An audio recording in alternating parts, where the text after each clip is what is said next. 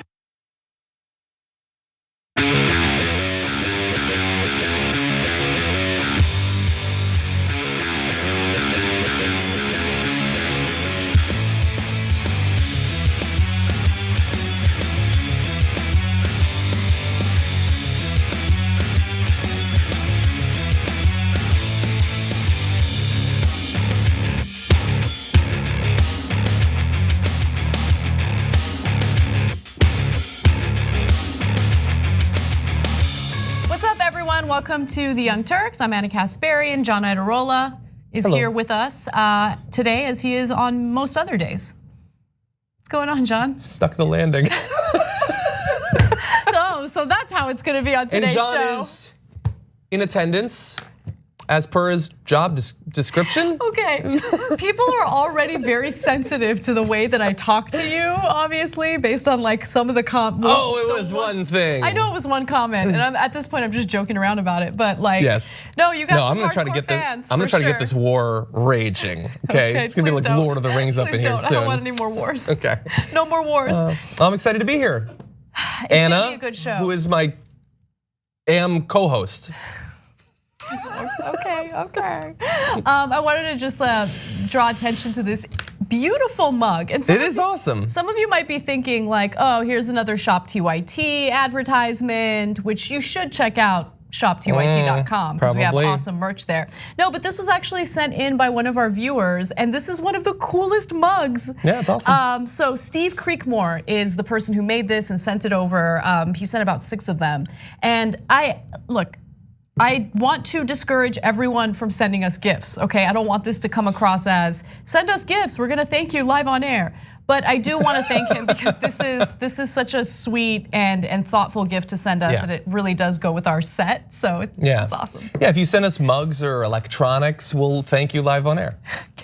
But I do wanna say, by the way, I'm having like the damnedest time finding out who it was, but a fan sent me 2 board games, I think for my birthday, and I wanna say thank you. I'm trying to figure out who it was, because some of the information around it seems to have lost in the trip to my desk, but thank you, I do appreciate that. Al Belzo, on time every year, sends us gift cards to Starbucks. You guys are so sweet. He does. Look, you supporting the show is everything that we need, everything that we want, so thank you. Please don't feel like you need to give us any types of like material gifts, like just support the show. That goes a long way and we appreciate your support. All right, with that said, let's start off with some Trump-related news. Later on in the show, we will give you updates on the fallout for Bloomberg following the Nevada debate. And we'll also talk a little bit, in the postgame, I actually wanna discuss how Elizabeth Warren, after performing really well last night during the debate, has decided to continue these dishonest smears against Sanders. And it sucks because I wanna give her credit like I did last night, and then she turns around and she does things that are just devastating and disappointing, to say the least. Anyway, we'll get to that in the post game. So become a member, go to tyt.com/join.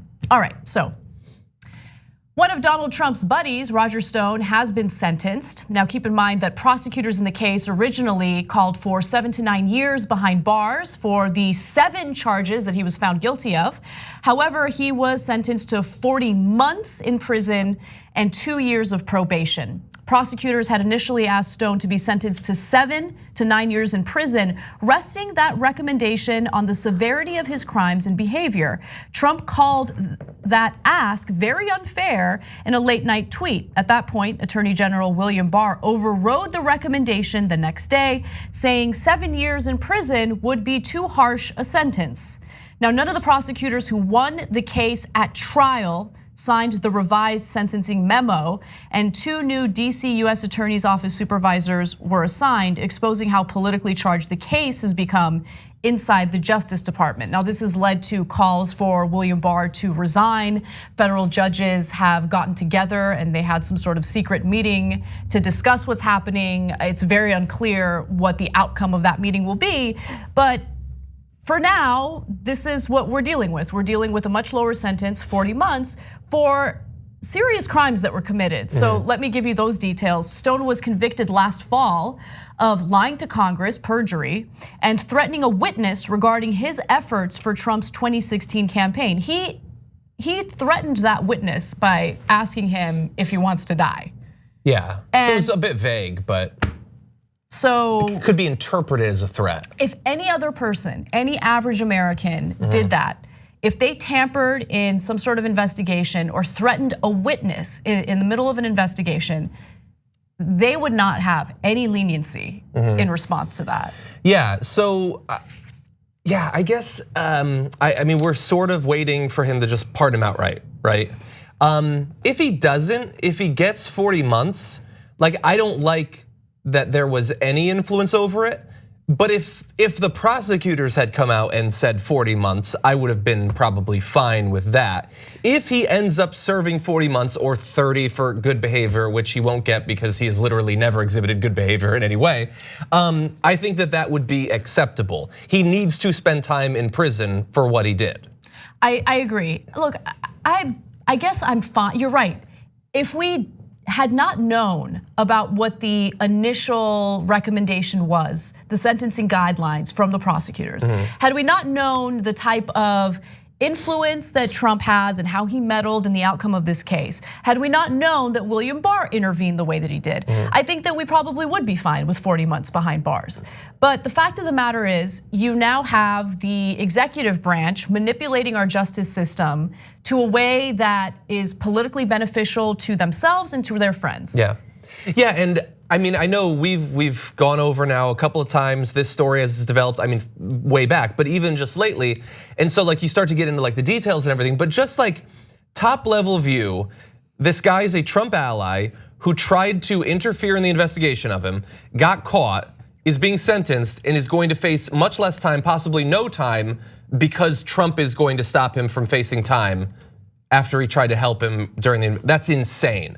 That is the most obvious corrupt, swampy behavior that I can imagine. And it has taken the 24-hour-a-day attentions of Fox News to convince people that Roger Stone and Donald Trump are actually the victims in all this. So the judge, Amy Berman Jackson, made a very similar point, and CNN reports that that Stone's actions, according to Judge Berman, led to an inaccurate, incorrect, and incomplete report from the House on Russia, WikiLeaks, and the Trump campaign, Jackson told the court. She also said she believes Stone's threats to witness Randy Credico deserved a stronger sentence.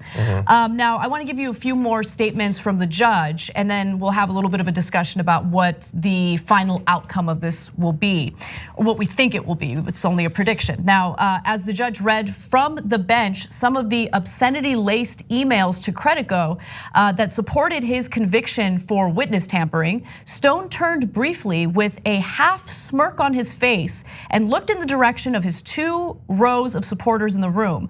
Otherwise, Stone sat quietly and took notes as the judge spoke. So, that type of incredibly smug behavior as the president of the United States is meddling in the outcome of this case. And the judge also said, at his core, Mr. Stone is an insecure person who craves and recklessly pursues attention. That is the nicest thing anyone's ever said about him. You're probably right, but she's also right. I mean, he does strike me as just this incredibly insecure, sad He's man. the saddest sort of person. Yes, exactly. So let's talk a little bit about what's likely to happen. There are all sorts of rumors, there's some speculation about how Stone might not even spend a single night in jail or prison, I should say. So let's talk about that. So Tucker Carlson has been signaling something to Trump in the Roger Stone case. And nothing made that clearer than the segment that you're about to watch. Take a look. President Trump could end this travesty in an instant with a pardon, and there are indications tonight that he will do that. In the last 24 hours, he's done the same for former police commissioner Bernie Kerik and for financier Michael Milken. Democrats will become unhinged if Trump pardons Roger Stone, but they're unhinged anyway. What has happened to Roger Stone should never happen to anyone in this country, of any political party, to Democrats as well, ever. It's completely immoral, it's wrong. Fixing it is the right thing to do, and in the end, that is the only thing that matters. So he's so concerned, right? But poor, like he's just concerned about the morality of it all. Threatening a witness in the middle of an investigation is a crime. So pretending as though the real victim here is the very person who committed that crime is so out of control and ridiculous. And look, I would expect it from someone like Tucker Carlson. I'm not gonna pretend like I'm surprised. But make no mistake, Roger Stone threatened Randy Credico, who agreed to cooperate with Mueller's investigation into Russia's meddling in the US election. Yeah, this is what you get, unfortunately, when all of the president's political allies, media allies, and supporters out there in the population desperately want him to break the law on a regular basis. Right. You are never going to be able to convince them that it's a bad thing that they broke the law. That's what they want. Yeah, and the language that Trump uses on Twitter is very similar to the language that you heard from Tucker Carlson in that segment, because Trump takes his cues from cable news. He's, he likes to present himself as this strong man, but there are two things that are true of Trump. He is easily manipulated, and he is incredibly thin-skinned and seeks validation. And so if you say complimentary things about him on the one cable news network he likes to watch incessantly, well then he might grant you favors. If you're critical of him, he will use any and all of his power to attempt to destroy you, starting with Twitter, right? Yeah. A rough description of Trump could read, he's an insecure person who craves and recklessly pursues attention. That's exactly right. That's exactly right. Maybe that's why he has such admiration for Roger Stone. Well, Tucker Carlson's little spiel there was unsurprising, but one person who seemed to be pretty principled throughout all of this was Judge Napolitano, one of the other personalities on Fox. But he has decided to go in a completely different direction in the clip you're about to watch. The judge should interrogate the departed prosecutors about what they knew about this foreperson and when they knew it and why they quit, and then determine whether or not the integrity of Stone's trial was adversely affected by this juror. It seems inconceivable that it was not. Now, I don't know what the president is going to do, but this is absolutely. Wait, are you suggesting he might pardon him? I'm suggesting he might pardon Roger Stone today, because the minute he signs that pardon, this judge is divested of jurisdiction in the case, and Stone walks out of the courtroom. That's the reason I'm saying only a pardon can fairly undo this mess. This is not about politics and it's not about friendship. It's about the Constitution and human decency. So this is a talking point that you've probably heard from Trump or Trump supporters, that the foreperson in the jury was somehow too biased to be the foreperson, was against Trump, and so as a result manipulated the outcome of the jury's decision. That is actually not the case. In fact, jurors have spoken to the press about this and said, no, the foreperson went out of their way to ensure that we were thorough, and even if that weren't the case, we would have come out with this ruling anyway. Again, Stone was guilty of all 7 charges. And that would be a great response if Trump actually cared about supposed bias on the part of the foreperson, but of course he doesn't care. And of course, in cases like this, there are mechanisms to try to weed out bias. Second of all, you're not gonna find a single person in America that doesn't have a view, positive or negative, towards Donald Trump. By his logic, there is no one who can stand as a jury of a peer to a supporter of Donald Trump like Roger Stone. And third of all, while they have mechanisms to weed out the political bias, why would they want to? Why not let someone slip through as an excuse, a cheap excuse to just pardon him in the end, especially if you know that he definitely did what he's being charged with? Well, for now, Trump is not planning on pardoning Roger Stone, but I don't really trust anything he says. If I had to take a bet, I would bet that Roger Stone will not see a single day behind bars. Here's what Trump tweeted though. I'm not going to do anything in terms of the great powers bestowed upon a president of the United States. I want the process to play out. I think that's the best thing to do because I'd love to see Roger exonerated. And I'd love to see it happen because I personally think he was treated very unfairly. So how could he possibly be exonerated? Well, his team, Roger Stone and his attorneys, plan to appeal the case or ask for a retrial. And so that's what he's waiting for. But if he doesn't get what he wants, there's no question in my mind that Trump will pardon him. I agree. Yeah, I agree. I don't know if he won't spend a day, but he's definitely not, like if Trump doesn't get reelected, Roger Stone's not still gonna be in prison. That seems crazy to me, the thought. And by the way, just a quick clarification or correction, that statement that I read from Trump was a statement, it was not a tweet. My mistake, I said it was a tweet out of habit because that's usually how he communicates with everyone. Yes, yeah. Especially in official context. Yeah, exactly. All right, well, let's move on to one other abusive power story related to Trump, and this is also pretty terrifying. Donald Trump doesn't have a lot of affection for the intelligence community. However, he just named the acting director of national intelligence, and he is certainly one of Trump's loyalists.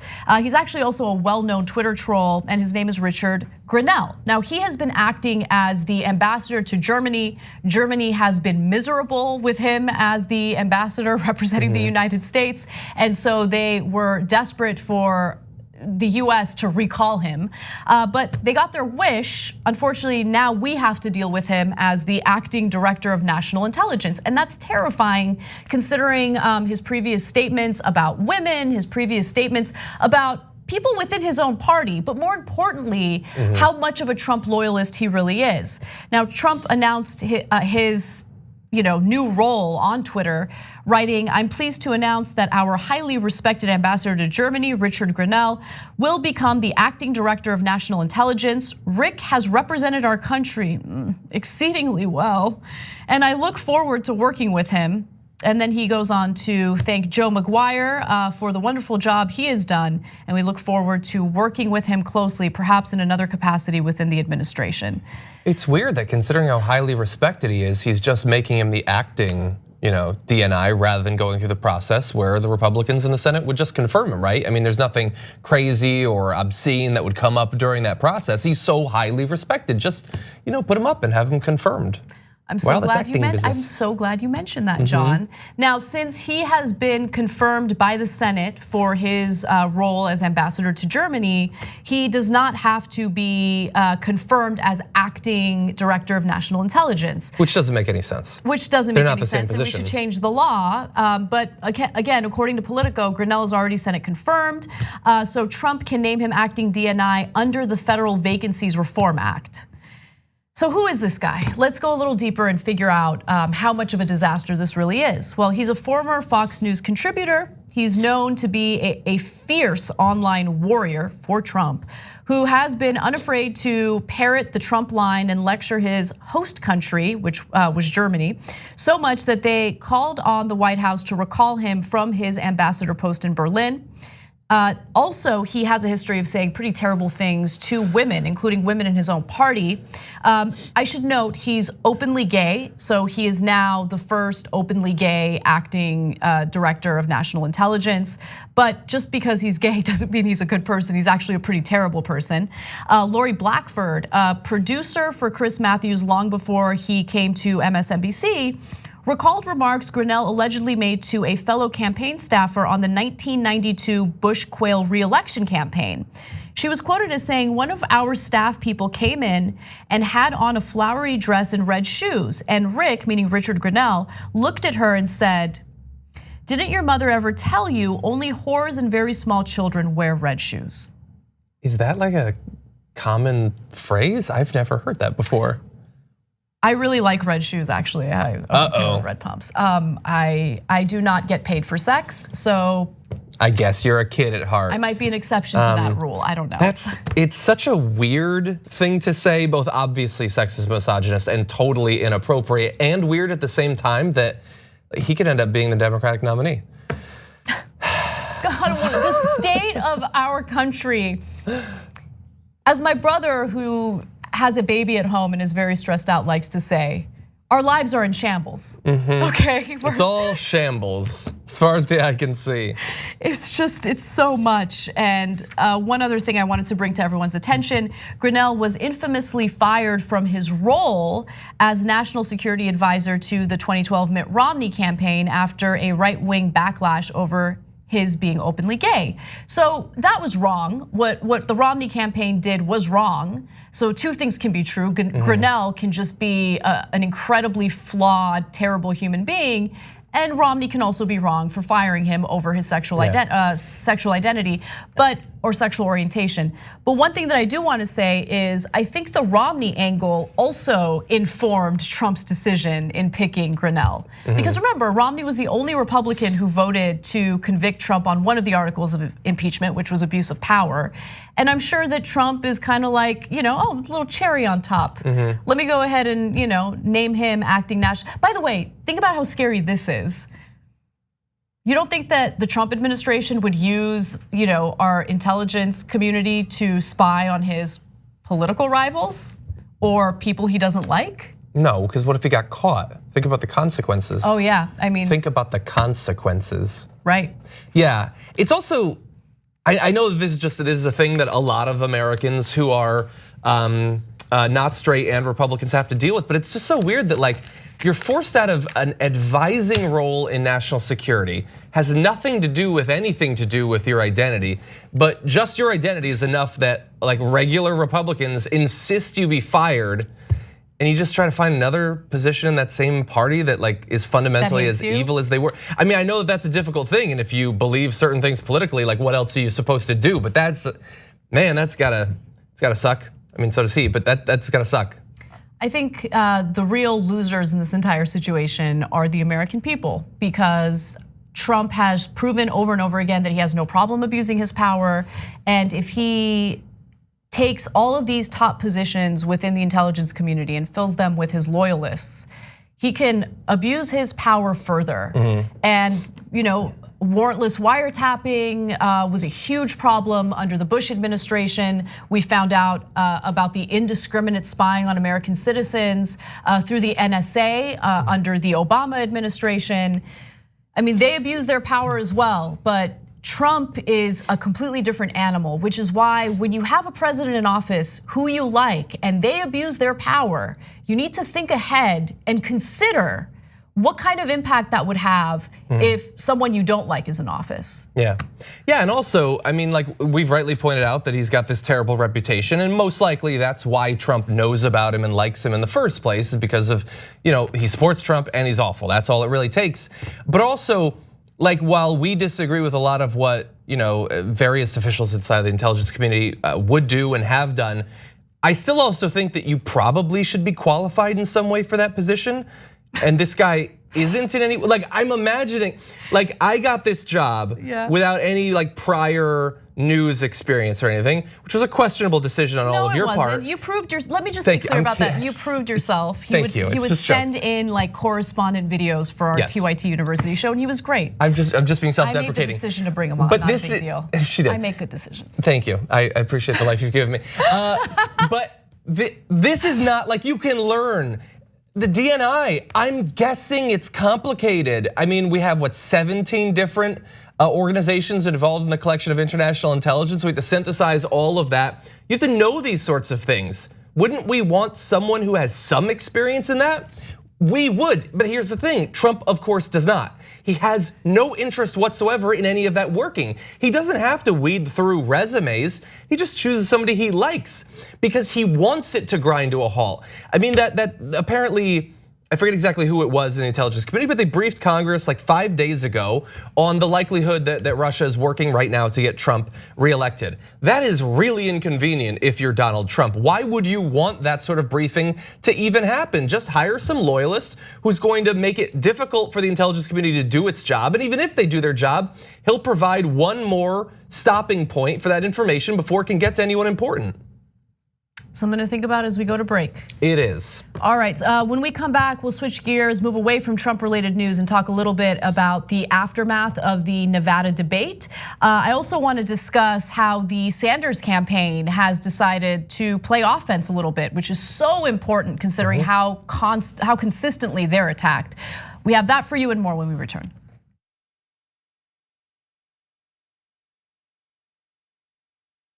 The TYT Army is all about making a difference, and the Army's growing. They've been building local TYT Army chapters around the country and fact-checking media bias.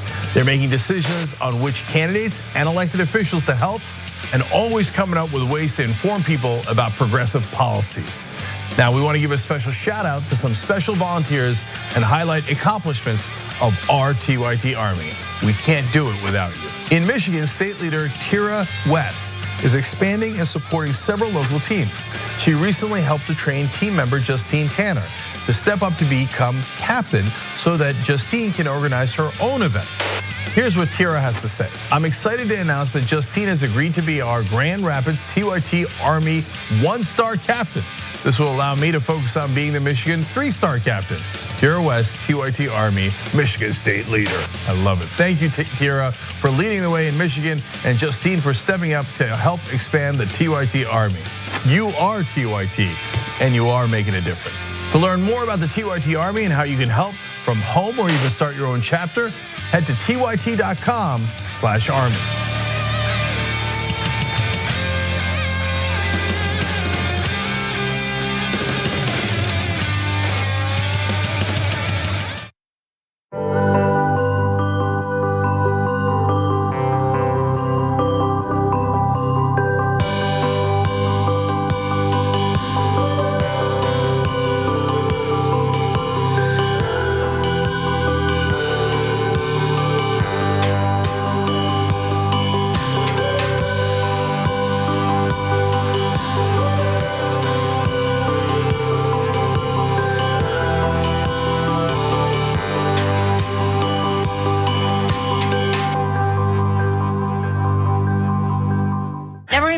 Did I think I would like to see a dictator? But if there's going to be one, I want it to be Trump. Tick tock, tick tock. Where's the line? We've crossed every line you can imagine. We are a socialist country. It's socialism for the rich. Tick tock, tick tock. You don't have to know the truth, just believe what they tell you. There is no bounds to their monstrous hypocrisy. TikTok. I think we're gonna win the Senate in 2020. And I think we're gonna have the House, and I think we're gonna have the presidency. TikTok. And in 2020, we're going to clean your clock, and we're gonna run you out of town, and we're gonna have an actual democracy in this country. November of 2020 could also be potentially the greatest day of our lives. Let us whisper of a dream. With Doe, you can turn your passions into potential investment opportunities. Whether it's cannabis, fashion, travel, video games, or anything in between, you tell them what you're interested in, and they'll help you uncover the investment potential. Doe provides your daily one-stop investment shop with lists of companies that relate to your personal interests, relevant news, and your favorite stocks and videos that unpack today's money-moving headlines in under 3 minutes. Go to doe.com/TYT. Today, terrible day for the internet, terrible day for America. The internet as we know it is not going to exist anymore. A real dark day for information, and yet another way that they're bleeding out the democracy. We're now going to have these gatekeepers of information deciding what we can and can't see, and that's what scares me the most. Whether you're conservative or progressive or anywhere in the middle, this is the one thing we should all agree to. Protect the internet, because the establishment is coming for it. Don't let them destroy the internet.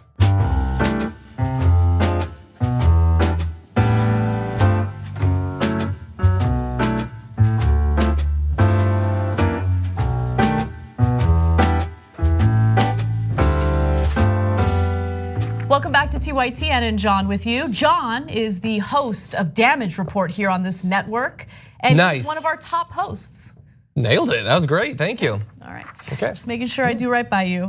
Just a quick announcement about TYT's affiliate program. If you're looking to help TYT and support this show, there's one way you can do it. There's many ways you can do it, but one of the ways is the affiliate program. So far we have signed up 725 affiliates, and these are people who are supporters of the show who are helping us sell membership. And if you're interested in doing that, there's a financial upside for you, but more importantly, you help to keep the show independent and sustainable. You can learn more by going to tyt.com/win-win, tyt.com/win-win. They're also having weekly conference calls where TYT affiliates are connecting from around the country. God, that sounds fun, right? Like, it's kind of like Christian Mingle and but it's only TYT and not. Oh, do you get what I'm saying? Like you had to come up with an example of fun, and the first thing you thought of was Christian Mingle. No, just like you know how there's yeah, it's this exclusive. Is not for dating, it's by exclusive. the way. It's exclusive. But I mean, it's not for dating.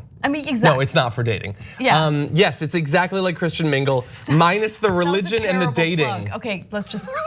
No, let's run this as an ad. Let's cut that. Anyway, it's great. Yeah. It's awesome, and you can make money doing it. Yes, exactly. All right, so let's talk a little bit about what our members have to say about the stories and our coverage. Megan E writes in and says, Warren had already murdered him, meaning Bloomberg. I don't know why he offered her the assist with that joke comment. I think these are probably older. Let me refresh this. Brentacorn writes in and says, anyone who thinks there is actual tension between John and Anna doesn't get what real friendship looks like. No, there's tension. Oh, but maybe there is. Yeah, exactly. Yeah, John. People really think? I don't think people really do. John and I are super close, and just to prove how close we are, I let him watch my dog time to time. Like, I don't do that with most people. And I like her enough that I actually give it back. Which goes against every instinct I have. All right, real quick, some super chat comments. Omar writes in and says, shame on Warren for now deciding that it's convenient for her to take super PAC money from millionaires. Yeah. That is also a news story that maybe we'll also talk about that in the post game today. Proud that Bernie is now and still the only candidate with a backbone who will fight for me. And Devious Devil says TYT needs to sell a salt shaker with Anna on it. That's a good idea. Yeah. It could be an Anna-shaped salt shaker. That'd be pretty cool. Let's make it, come on people. All right, well, let's talk about some of what happened last night during the debate and what the discussion is about today, because this is a pretty huge story. Last night during the Nevada Democratic primary debate, Bernie Sanders was the only candidate, the only person up on that stage who answered yes to a very provocative question by Chuck Todd. Take a look. There's a very good chance none of you are going to have enough delegates to the Democratic National Convention to clinch this nomination, okay? If that happens, I want all of your opinions on this. Should the person with the most delegates at the end of this primary season be the nominee, even if they are short of a majority? Senator Sanders, I'm going to let you go last here because I know your view on this. Whatever the rules of the Democratic Party are, they should be followed. And if they have a process, which I believe they do, I'm trying to do so this, that everybody else, everybody can. So you want the convention to work its will? Yes. Convention working its will means that people have the delegates that are pledged to them, and they keep those delegates until you come to the convention. All of the people. Play by the rules. Yes or no? Leading person with the delegates, should they be the nominee or not? No, let the process work its way out. Not necessarily, not to listen. Senator Klobuchar? Let the process work. Senator Sanders? Well, the process includes 500 super delegates on the second ballot. So I think that the will of the people should prevail. Yes. Thank you, guys. Most votes should become the nominee. So this is such an incredible story. There's a reason why, and look, to be fair, I think if the tables were turned and let's say Warren was the front runner, I think he would answer in the same way, right? So, but that's my speculation. Let me give you the subtext here because I think it is relevant. As New York Magazine writes, the subtext here is that the candidate most likely to arrive in Milwaukee with a majority of pledged delegates, i.e. those in caucuses and primaries, is Bernie Sanders. It's what the projections say and what logic says too. But as the strongest candidate, Sanders is also the candidate most likely to fit Todd's hypothetical of someone with a plurality, but not the majority of pledged delegates, right? So if he has the most delegates, but he doesn't have the majority, Bernie Sanders believes the right thing to do is to give that person the nomination, right? Now, some would argue it's convenient for him to say that because he's the front runner and he has the most, does he have the most delegates now? I don't know the updated count actually, but I do know that he's gotten more votes in both of the states that we've had so far. That's right, exactly. So let me give you, okay, so give me your thoughts on that. I think it was an absolute disgrace that 5 people answered the way that they did. I think it should be the story of the day, the scandal of the day. It was our leadoff story on the damage report. I just finished an op-ed that is mostly about that. All of them should be facing an incredible amount of pressure. And I know that they won't because their supporters aren't gonna be calling for it. The vast majority of the people in this country want the person they like to win. Principles really don't enter into it. And what I love is that we can occasionally come together around things like, hey, doesn't it seem crazy that in the Electoral College you can get more votes but still lose? Hey, wouldn't it be cool if the person with the most votes wins? Oh wait, this time it's not mine? Then screw that whole thing. No, I think if more people support one candidate, especially if it's not even close, how could you possibly give the middle finger to all of them and say, no, we're gonna decide. It's been a fun little goof, these primaries and caucuses, but it's time for the adults in the room to decide. How could anyone call themselves a Democrat and hold such a fundamentally undemocratic stance? This story further soured my perspective on Elizabeth Warren. The way she answered made me sour on her further. But Chris Matthews had a rare moment of clarity last night because he realized that everyone on that stage who answered no did so because they realized that they're losing and Bernie Sanders is winning. In fact, here's the video. Here's what he said.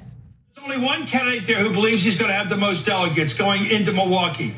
And we know it was. He was the guy that said that person should be the winner. Everybody else said tonight, I will not have the most delegates. They all made it official. They were not going to give the win to the guy or the person with the most delegates. That was so telling tonight. Today, it was an acknowledgement that Bernie is the winner, not the winner so far in this whole fight. And he may be the winner all the way, and I think they think so. So if you're a member of the show, write in right now because I do want to hear from you and hear what you have to think. We'll read some of your comments in just a few moments. But one person who's not happy about this is Marianne Williamson. So she put out a tweet and these are strong words and I really like it. She says, the Democratic Party should be on notice. If you even think about using superdelegates to take the nomination from someone who has the plurality of delegates going into Milwaukee, we the people will not take it lying down. Now, Warren disagrees. In fact, she, in an interview with Chris Matthews, tried to defend her position on all of this and said, the following, according to a reporter's tweet, Elizabeth Warren on MSNBC on why she isn't supportive of going with the candidate who gets the most delegates on first ballot. Quote, we need to pick a nominee who can beat Donald Trump, and that means we gotta have someone who is talking to all parts of the party. It's important. That was insane. That wasn't even a subtle jab at Bernie Sanders. That was a sucker punch. And she's been doing that more and more often. And I put my own political feelings aside and just look at the facts as they stand. Every time she's done that, it has hurt her campaign. So I don't know why, on the heels of a great debate performance last night, she has decided to go in this direction of, using a disgusting Democratic establishment talking point about how Bernie isn't suited to beat Trump. Are you kidding me right now? Yeah, It's a weird move to make. What she said about, first of all, about the first ballot, I understand that they do the ballot process. I find it frustrating to talk about it again, as I say a lot, in that sort of sanitized sense.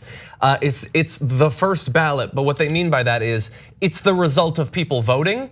The stuff later is very few people in a room who've been senators and congressmen and all those, then they get to vote. I'm not concerned about that. I'm concerned about the actual people voting in primaries and caucuses around the country. That's what presumably we've been doing this whole thing for. So I kind of think that that's pretty important. If you are going to say, screw all of that, instead we need to worry about X, I would come up with something better than he doesn't speak to all parts of the party when he's been dominating you in terms of the number of votes so far. So if he's not speaking to all of them, how can you possibly make the case that you are? And especially someone who can beat Donald Trump. Look, I liked Warren less, with every passing day as she's going down this road. But if you want to talk about who can beat Donald Trump, I would love to sit down and have a talk about the general election matchups going back literally years. Yes. In some of them, Warren does beat Donald Trump, but the margin is always far, far closer than it is with Bernie Sanders. And of all of the zombie myths in politics that we have to destroy, the idea that any of them, other than possibly Biden, who also does well in matchups, to show I'm not biased, I will give him credit for that too. Even sometimes I can point up on Bernie Sanders. The idea that any of the others who are often tied with Bernie Sanders or with Donald Trump are actually losing to him can say that electability should be the guideline. Like, the people are already clear. Look at who they think is most likely to win. They're saying Bernie Sanders and they're voting accordingly. You're exactly right. In the post game today, that's for our members. We will talk about some of the other attacks that that Elizabeth Warren has done just over the last 24 hours against Bernie Sanders, including talk of his medical records and just really below the belt nonsense that's beyond disappointing.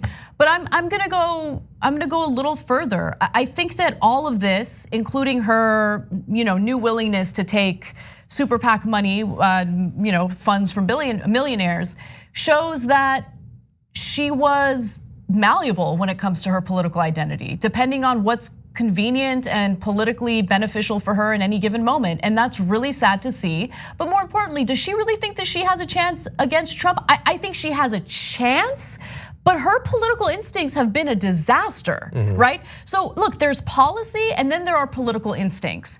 And she started seeing a giant dip in the polls back in November when she rolled out her specific policy for Medicare for all, right? How she would roll it out, how she would fund it. And it's because she very clearly moved to the center.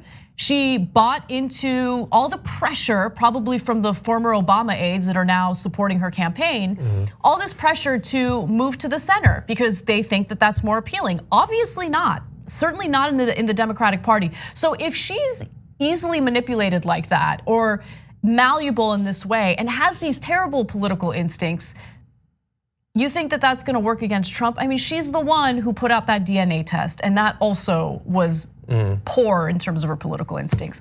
So for her to make this accusation against Bernie is really pathetic when he's the only Democrat who has a populist economic message that's real, that he truly believes in, that he's fought for decades, and it really does resonate with Americans across the board, regardless of political identity. I agree.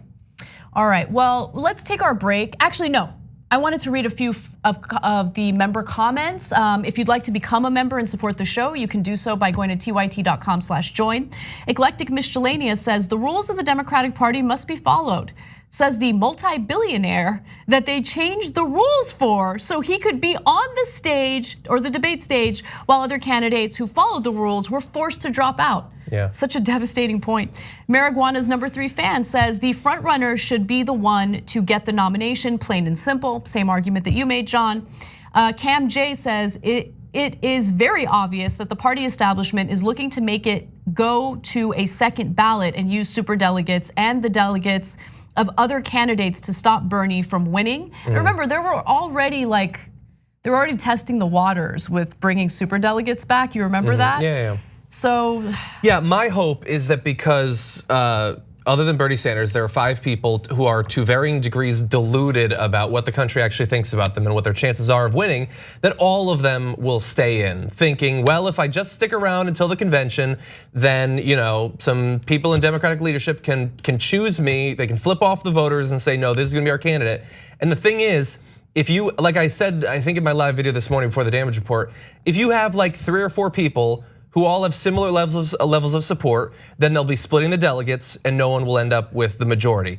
But if you have 8 people splitting the vote, then a bunch of them are not gonna meet the threshold for delegates at all. And in fact, that means more of the delegates will go to the people who do meet the threshold, including Bernie Sanders. And so all of them getting involved in this plot, it's sort of like a prisoner's dilemma. They're screwing each other over and possibly making it more likely that we don't have a contested convention. Right, but look, to be fair, the DNC has been consistent. When Bernie Sanders, when it was between Hillary Clinton and Bernie Sanders, they didn't get mad at him for refusing to concede immediately, right? They didn't. No, they were very fair to him. It's not dangerous to have a long primary or what. I know. Whoever gets the most votes wins. Yeah. That's simple. You could write it on a Post-it note, brought to you by Amy Klobuchar's state. It'd be so simple, think about it. I know, but they don't believe in democracy. I think that's pretty clear. We got to take a quick break. When we come back, we have some more news from the Sanders campaign, including their new decision to pivot toward playing offense, and I think that's important. Later on in the show, we will also talk about some of Bloomberg's strategy when it comes to donors. It's pretty disgusting. All of that and more when we return.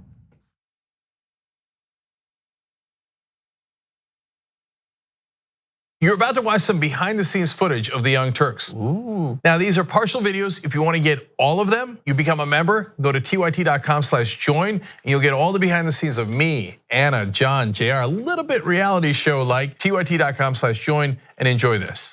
You know what you're seeing behind me? Jersey, hold. Watch me flip this camera. However I flip it. Do I flip it like this? No, I just took a picture. I'm bitsing right now. What? Behind the scenes. Oh, okay. For members? I don't have my face on. She doesn't have her face on, folks. Oh, that's JR's ass right there. You can't take 5 minutes off, can you? No, I can't, Johnny. Bye. I said it was live stream, but I was lying. It's not a live stream. It's just for members. Bitsy, this is my cat. You know what his name is? Kiki Cat. Animals are innocent. Control room and the insanity is obviously there. Right now, as you can see, I'm directing or tech directing. I'm so happy to be here. This is what like a Labor Day beard looks like for Cenk. Man, you're a Young Turks viewer if you recognize me like this. Oh, thank you. You are the one person in my life I would love to meet. What's going on, guys? This is a Bitsy or a BTS or behind the scenes with Hassan Piker, AKA Woke Bay. Oh, hi, I didn't see you there. I have finished my show, The Damage Report, and now I get into a really awkward time of the day. When I'm sitting, the control room is right there. So I can see Bart. This is the Pittsburgh office, by the way. I'll refer to often as the boiler room. You see how it's ripped? Is it super unprofessional to wear that at a business meeting? Or am I like cool, rebel? I just finished doing the power panel and I'm fired up. What do you do for TYT? Not a whole lot. If you're frantically tweeting at us that something's broken, thank you, because I'm fixing it. And thank you for being a TYT member. Super last thing, because there's always got to be a super last thing. Oh, that was disastrous. This has been behind the scenes, behind the scenes.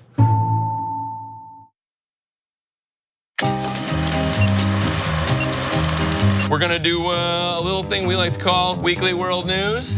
Weekly World News. I cull stories from around the globe, stories that aren't covered on the main show or aren't covered enough, and I turn it into a 5-question quiz for Dave and Steve.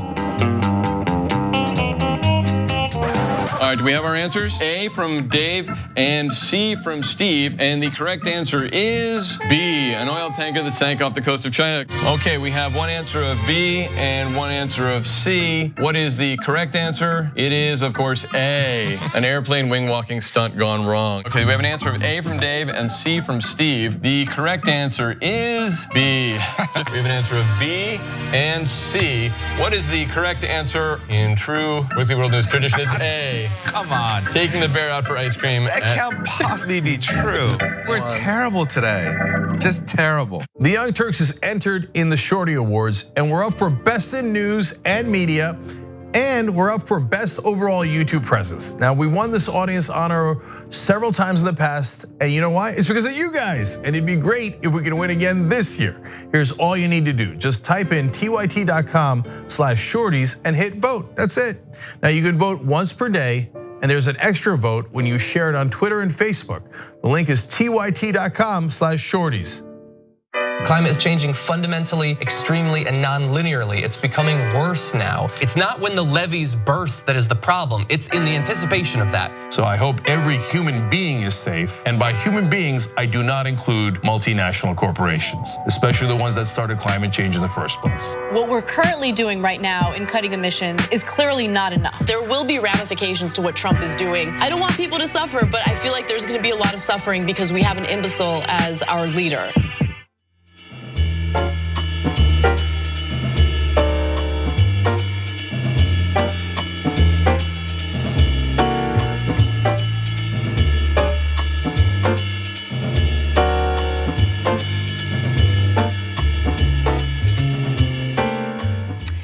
Welcome back to TYT. I wanted to make a quick announcement before reading some of your comments. So we have an exciting new announcement about Google Assist. They have a news platform known as Your News Update, and they've included us as part of it. And so if you have a Google phone or have Google Assist, you can actually get some of TYT's content through this customized platform for news.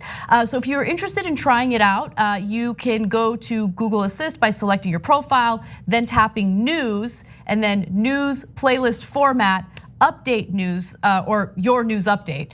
So look, that might sound complicated. If you want detailed information on how to do this, just go to tyt.com/notice, tyt.com/notice, and we have both the main show and the damage report on there. Really? Yeah, so if, let's say you're not interested in the main show, you only want damage report, still search for TYT because all that content is under TYT. Awesome. So definitely check that out. Again, if you want more information, just go to tyt.com/notice. Now let's read a few of your comments and we'll move forward. Nick Thompson in the super chat section says, Warren attacks Bernie that way because she knows she has a better chance of superdelegates giving her the election than actually winning it. Kita Boot Forever says, if they don't give it to the one with the most votes, that means that our votes mean nothing. It should be the popular vote. Can't wait for the post game. Yeah, I can't either. Some of this like Warren news broke a little later in the day after our production meeting, but I wanted to make sure that we talked about some of her attacks against Bernie. So you can become a member by going to tyt.com/join. From our members section, changed my Borg destination says, agree with Marianne Williamson. I knew you'd like that handle. Warren believes that she has the establishment support, and it kind of seems like that's true. On the second ballot for superdelegates, excuse me, I think she'll be very surprised that she was played as she was played in 2016. Yeah. Wait, so you knew what that was a reference to, that handle? It had something to do with Borgs, so no, but I knew that you'd like it because it has something to do with Borgs and you like Borgs. But you don't know what it's from? No. Damn, I got excited for nothing. What is it from? Star Trek. I definitely don't know. I dared to dream, okay? I whispered of a Star Trekian dream. Yeah. Okay, Nick from TYT Live says Bernie is the only one with the right answer. What else is new? DFC says, I agree with Crystal Ball that if the Dems decide to pick someone who has less votes as another for the nominee, it will definitely tear the party apart. There's no question. And then they'll blame Bernie supporters for a lack of unity. And yeah, that's all we have for comments for now. But thank you for writing in. That's crazy. Yeah, I mean, it's the situation where you're slapped in the face over and over again, and if you react in any type of way, any type of negative way, they accuse you, the victim, of being unfair, of being a Bernie bro, of being cruel. Really fast, my last op-ed for The Hill was the establishment scam of unity. Like, they spent the first year of the campaign saying that if on the debate stage you criticize Biden, that's unacceptable because it's hurting the front runner. So criticizing a year in advance is bad. Taking the nomination away is good. That makes sense.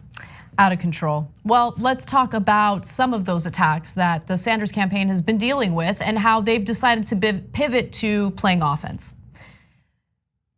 Bernie Sanders' campaign has been focusing a little more on drawing attention to the insane amount of harassment and abuse some of the women working on his campaign have received online. Now, the reason why they're doing this is because the conversation in the media has been dominated with this narrative that the Bernie Sanders campaign is somehow bullying people online. Now, there hasn't been a single example of that. You have the corporate media and people like Jennifer Rubin saying it without providing any examples. However, there have been specific examples of Nina Turner and Brianna Joy Gray, the national press secretary for Bernie Sanders, getting attacked, viciously so. Now, Nina Turner talks about that a little bit on MSNBC, which, as we know, has not been a very Bernie-friendly platform. Let's take a look. Does Senator Sanders need to do more to speak out against some of his supporters who other people have said are crossing lines in that regard?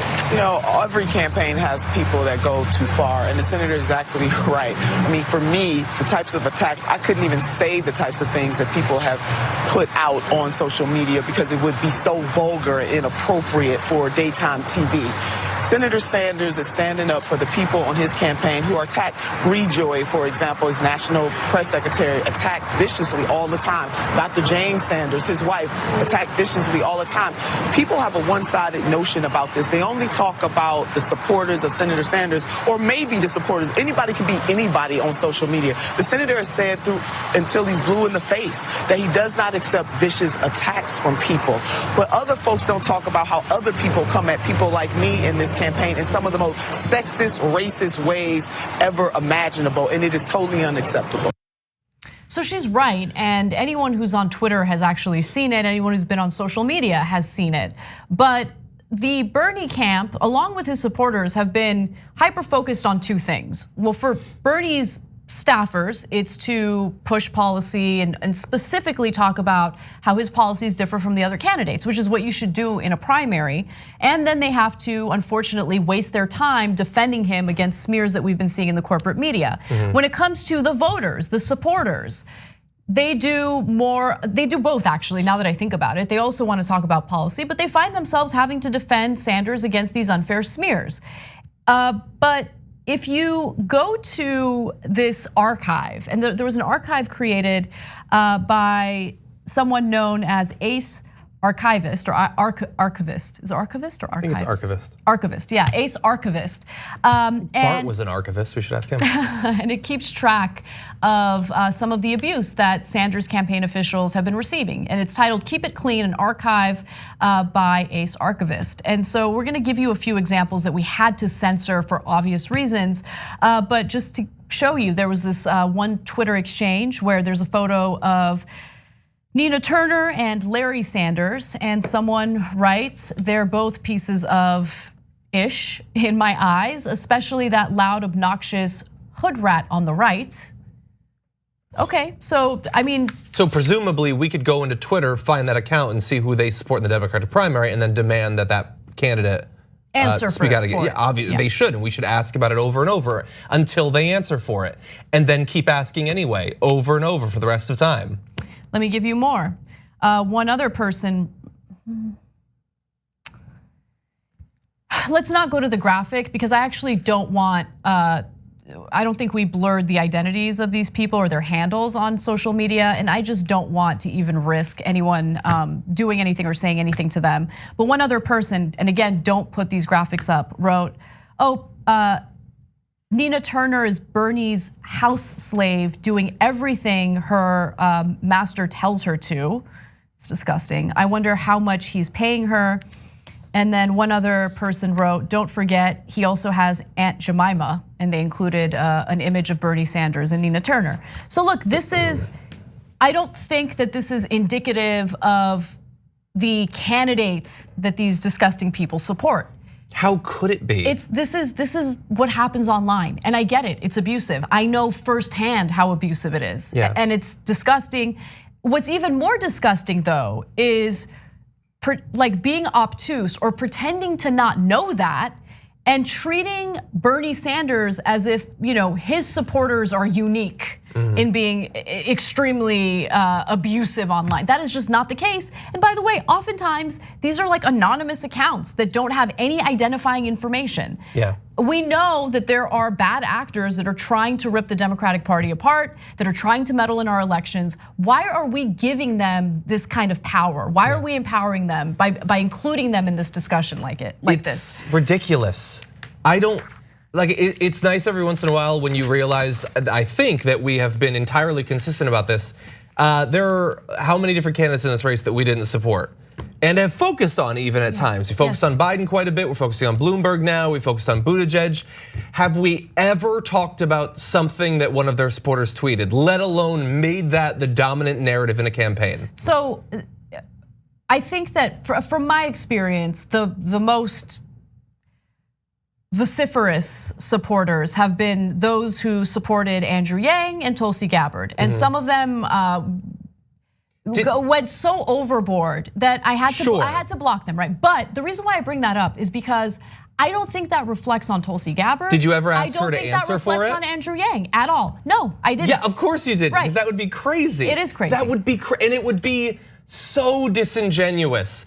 And you just saw it there in the video. I mean, Bernie was asked and other people were asked, what, 4 questions about his supporters last night? And he denounced it, said they're not my real supporters. If they act like that, I don't want their, like, he can say whatever he wants. The next day, so should he do more? Should he do more? That's the whole idea, is there's nothing he can do that would stop this concern trolling. There's nothing. It's designed to be unanswerable. Because it's an easy strategy to deflect from policy and try to tank someone else's campaign. Now, in the case of Yang or Tulsi Gabbard, the reason why I didn't focus on their supporters and things that they say to me online is because I want to talk about their policies, right? I think that they're interesting candidates. They were interesting candidates. Well, I think Tulsi Gabbard's still in the race, but I think their policies are up for discussion and debate. That's what this whole process is supposed to be about. But when you're some corporate media hack and you don't want to do the hard work and the research and the real analysis into these policies, an easy way to smear a campaign or smear a candidate is to focus on anonymous randos on Twitter. It's disgusting and stupid. I would be so embarrassed if I had had an interview with Andrew Yang, a bit like recently, I did before, but not a big deal. Yeah. And I asked him, hey, a Yang ganger was mean to me. Do something about it. How pathetic and small would I be? And yes, abuse is terrible, and by its very nature has no connection to the candidate. There's nothing they could do to stop it, assuming that they are their supporters. And I'm assuming in the case of the Bernie abusers, some of them are probably bot networks that are actively trying to hurt him. Some of them are authentic person, because I know of people who supposedly support Bernie Sanders, but I think are genuinely terrible people. Those people exist. And in both of those cases, Bernie Sanders can't do anything about it. Right, but everyone knows that. I also refuse to concede to that narrative that Bernie supporters are abusive, or most of them are, or even well, I'm not saying that. I'm saying some people. There might be yes, there might be a few people here and there, but overwhelmingly, from what I have seen online, they usually want to do rebuttals when someone lies about what Bernie Sanders stands for, what he said, or what his history is. And they don't like the fact that you have a swarm of Bernie supporters pointing out what the reality of the situation is. They hate it. They feel like they're being attacked, but that's not an attack. You're being corrected. And I get it. It might feel overwhelming if there's a lot of people at the same time.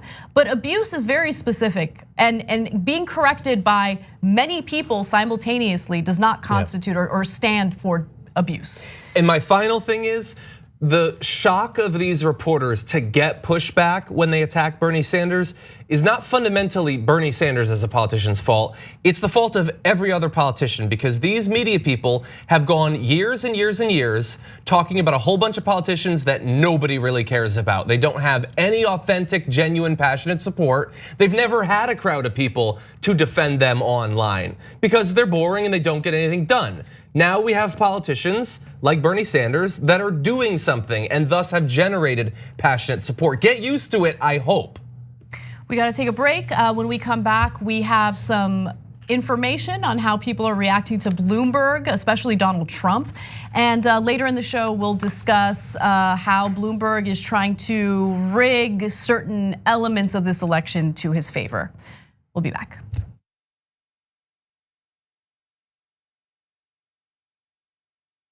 I'm here today to announce the program known as DACA is being rescinded. We don't run our own country. We've lost our democracy, and all we have left is rage. Where are the Democrats? I would be on every cable news channel screaming and yelling and talking about what the Republicans are doing right now. How do you expect us to get excited to show up to the polls for these loser Democrats? How come we have nothing but cowards who'll never fight? Primaries are everything. Building a great wall on the southern border. You have politicians who fearmonger about disenfranchised groups. The first attacker came through the visa lottery. Now they are against legal immigrants. Ending chain migration. They don't want people from those countries coming here because they're fucking racist. This guy's an absolute monumental disgrace to all of us as Americans. I ordered to launch precision strikes on targets. That is what I was warning about for literally years on this program. This is what they promised they would do if they got into power, and what do you know?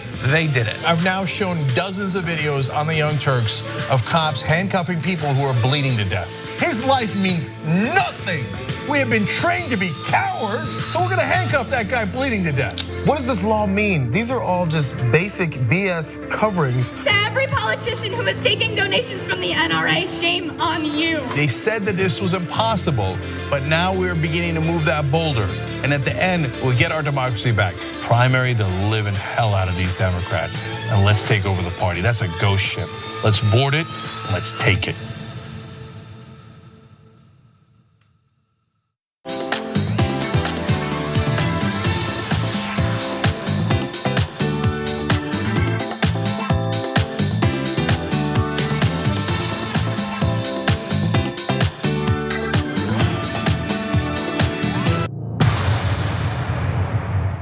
Anna, can you think of anything that's better than knowing that your money is serving your values and not working to benefit industries that you have no interest in?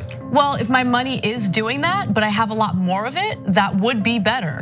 But what you just proposed sounds really damn good. Yeah, I can't necessarily promise what you just said, but you can get all that stuff with your values. You can also potentially have dinner with us, which I think just sounds awesome. I mean, I have dinner with myself every night and it's pretty damn exciting. It'd be even better if you and Cenk were included. We can be.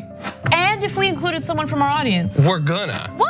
Yeah, it's super simple. Just go to tyt.com/dinner in LA and you can sign up for a sweepstakes to have dinner with us. Oh yeah, this is the aspiration sweepstakes. So it's that one. Yeah, so there's more to it than that. What else do they have to do? Yeah, there's more, but not much more. So you sign up for a free aspiration spend and save account, register your eligibility, and then swipe your aspiration card on daily purchases to gain entries to win a chance to fly to LA and have dinner with Cenk and you and me. What I love the most about this whole process is after you register your eligibility, you don't have to do anything differently. So if you're like me and you just want to be lazy after work, awesome, because all you need to do to keep entering into the sweepstakes is swipe your aspiration card. Just use it. Yeah, and some of you already have an aspiration account, but as a reminder, you do still have to register for the sweepstakes, and that's it. I love it, check it out.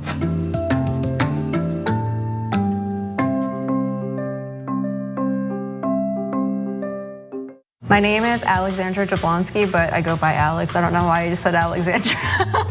I got stuck with one of the hosts. I shouldn't say stuck. I work for one of the hosts for The Breakdown, which is Hassan Piker. And I also work on Mean Show a lot of the time as well. My favorite thing about TYT, I would definitely say the family unit aspect. I mean, I genuinely really like working here. Can I curse at all?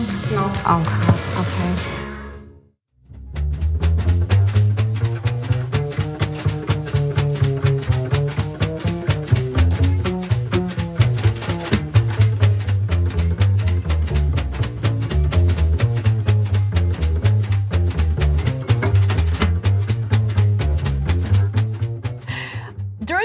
I learned that John would be a bad father. Get that out of here. I'm just kidding. I'm just saying, I think you should try to reason with the kid and be like, eating every 3 hours is absurd. Okay, we all want to, you can't. John thinks it's a choice for mothers to wake up every 3 hours to feed their infants. That they could. It's not a choice. I understand the baby cries. Earplugs. No, it's not even about. It's not even about the baby crying. You have to feed them every 3 hours. There's a reason. Like or what? They'll call the cops. They barely have usable hands. They're growing, John.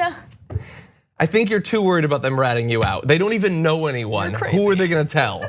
You already know. You're still talking. Okay. I'm sorry. I didn't mean to be disrespectful to John. John is awesome. I will never interrupt him again. Okay. I bathe in the DNC's tears says, can we get a top 10 on why social media is so toxic? Maybe in a post game or on the damage report. I really would like a deeper understanding, especially since I'm barely on any social media. Just a quick answer to that. I think that Joe Rogan, of all people, really understands this and talks about it time to time on his podcast. You gotta think about how many Americans are miserable, right? And it's not their fault that they're miserable. They're working a job that they hate. They're probably not being respected at their place of work, or they're at a desk all day. In this digital era, we're kind of disconnected and isolated from one another. And so people like express themselves in some really bad ways online. Like that ends up being, a place where their toxicity kind of goes out there. And I just think that there are a lot of unhappy people, and I don't think that they're inherently unhappy. I think that American people are burnt out. Like they're just burnt out, and they need some support, And how so could they not I try be? to They're think getting woken about up by it their that way babies. when I'm feeling, frustrated and all that with. So like, stuff if you online. get a negative message, you'll try to be understanding towards the person. I try, but That's obviously I'm hard. human, and that doesn't always work. By the way, I've become a lot more willing to block people. I wouldn't do that before because I'm like, no, I don't want them to feel like they've won. But once you block them, they're gone. Like you don't know whether they feel like they won or not. Feel like they won. I don't care if they exist anymore. I just don't want to hear from them again. Yeah. So it's like block. But it's only if they're being abusive. Okay, so let's move on to the next story because I want to make sure we get to as many today as possible. So everyone knows that Michael Bloomberg totally bombed in the Nevada debate. Now, that was the debate where he qualified because the DNC changed the rules for him to qualify. But he might be regretting that today because if he were to win the nomination, which I really hope he doesn't, and it doesn't seem like that's likely, he would be up against Donald Trump in the general. And Donald Trump is notoriously vicious. To give you a sense of that, he said the following on Twitter: Mini Mike Bloomberg's debate performance tonight was perhaps the worst in the history of debates. And there have been some really bad ones. He was stumbling, bumbling, and grossly incompetent. If this doesn't knock him out of the race, nothing will. Not so easy to do what I did. Okay, so he's unbearable, but he is right about something, or at least what he's trying to convey in that message. Michael Bloomberg was so bad on that debate stage when he was debating against allegedly members of his party. And I say allegedly because he was a Republican up until like yesterday, right? Around lunch. And if he couldn't handle Elizabeth Warren, how's he gonna handle? He's not gonna think that he needs to do any preparation. So he's gonna go on that debate stage against Donald Trump, who he doesn't care about truth. He doesn't care about playing fair. He doesn't care about avoiding hitting below the belt. Donald Trump is gonna do what Donald Trump's gonna do. We all know that. Remember that awkward moment where Donald Trump walked right behind Hillary Clinton as she was answering a question? He's a maniac. So imagine him up against Bloomberg. Or Bloomberg up against Trump. He might just stand behind him the whole time at podiums, like Joe Biden, just standing right. I don't know.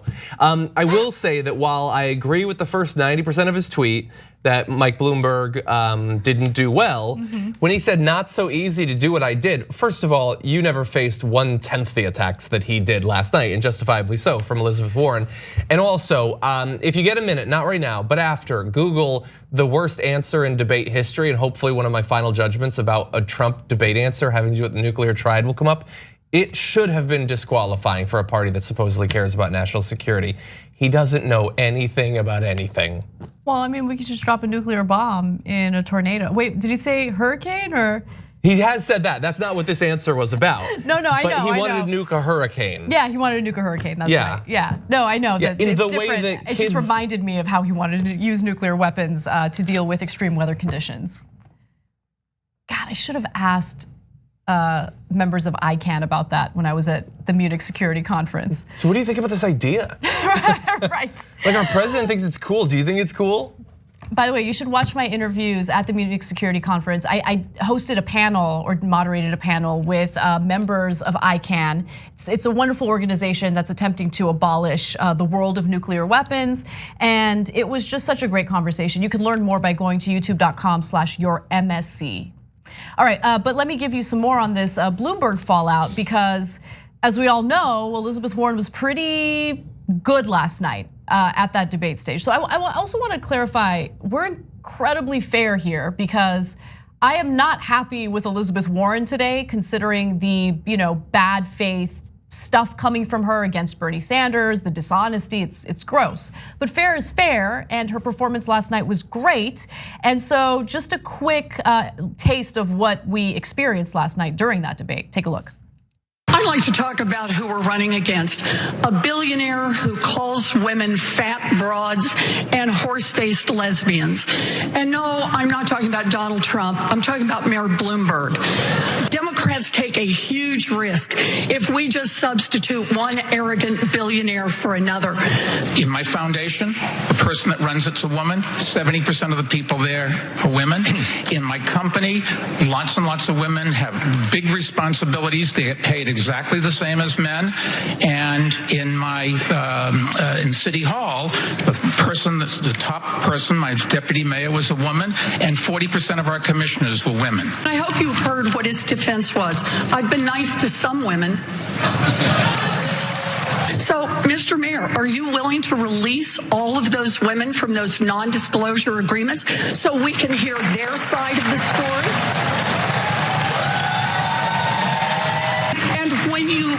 When you say they signed them and they wanted them, if they wish now to speak out and tell their side of the story about what it is they allege, that's now okay with you? You're releasing them on television tonight? None of them accused me of doing anything other than maybe they didn't like the joke I told.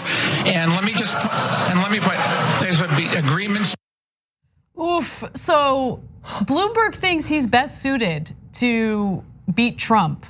What does he think he's gonna do when Trump attacks him on the debate stage? Just roll his eyes? He's gonna win the election that way? Yeah. Just like he rolled his eyes when Elizabeth Warren was calling him out. He had no response. He was not prepared at all. It was so pathetic.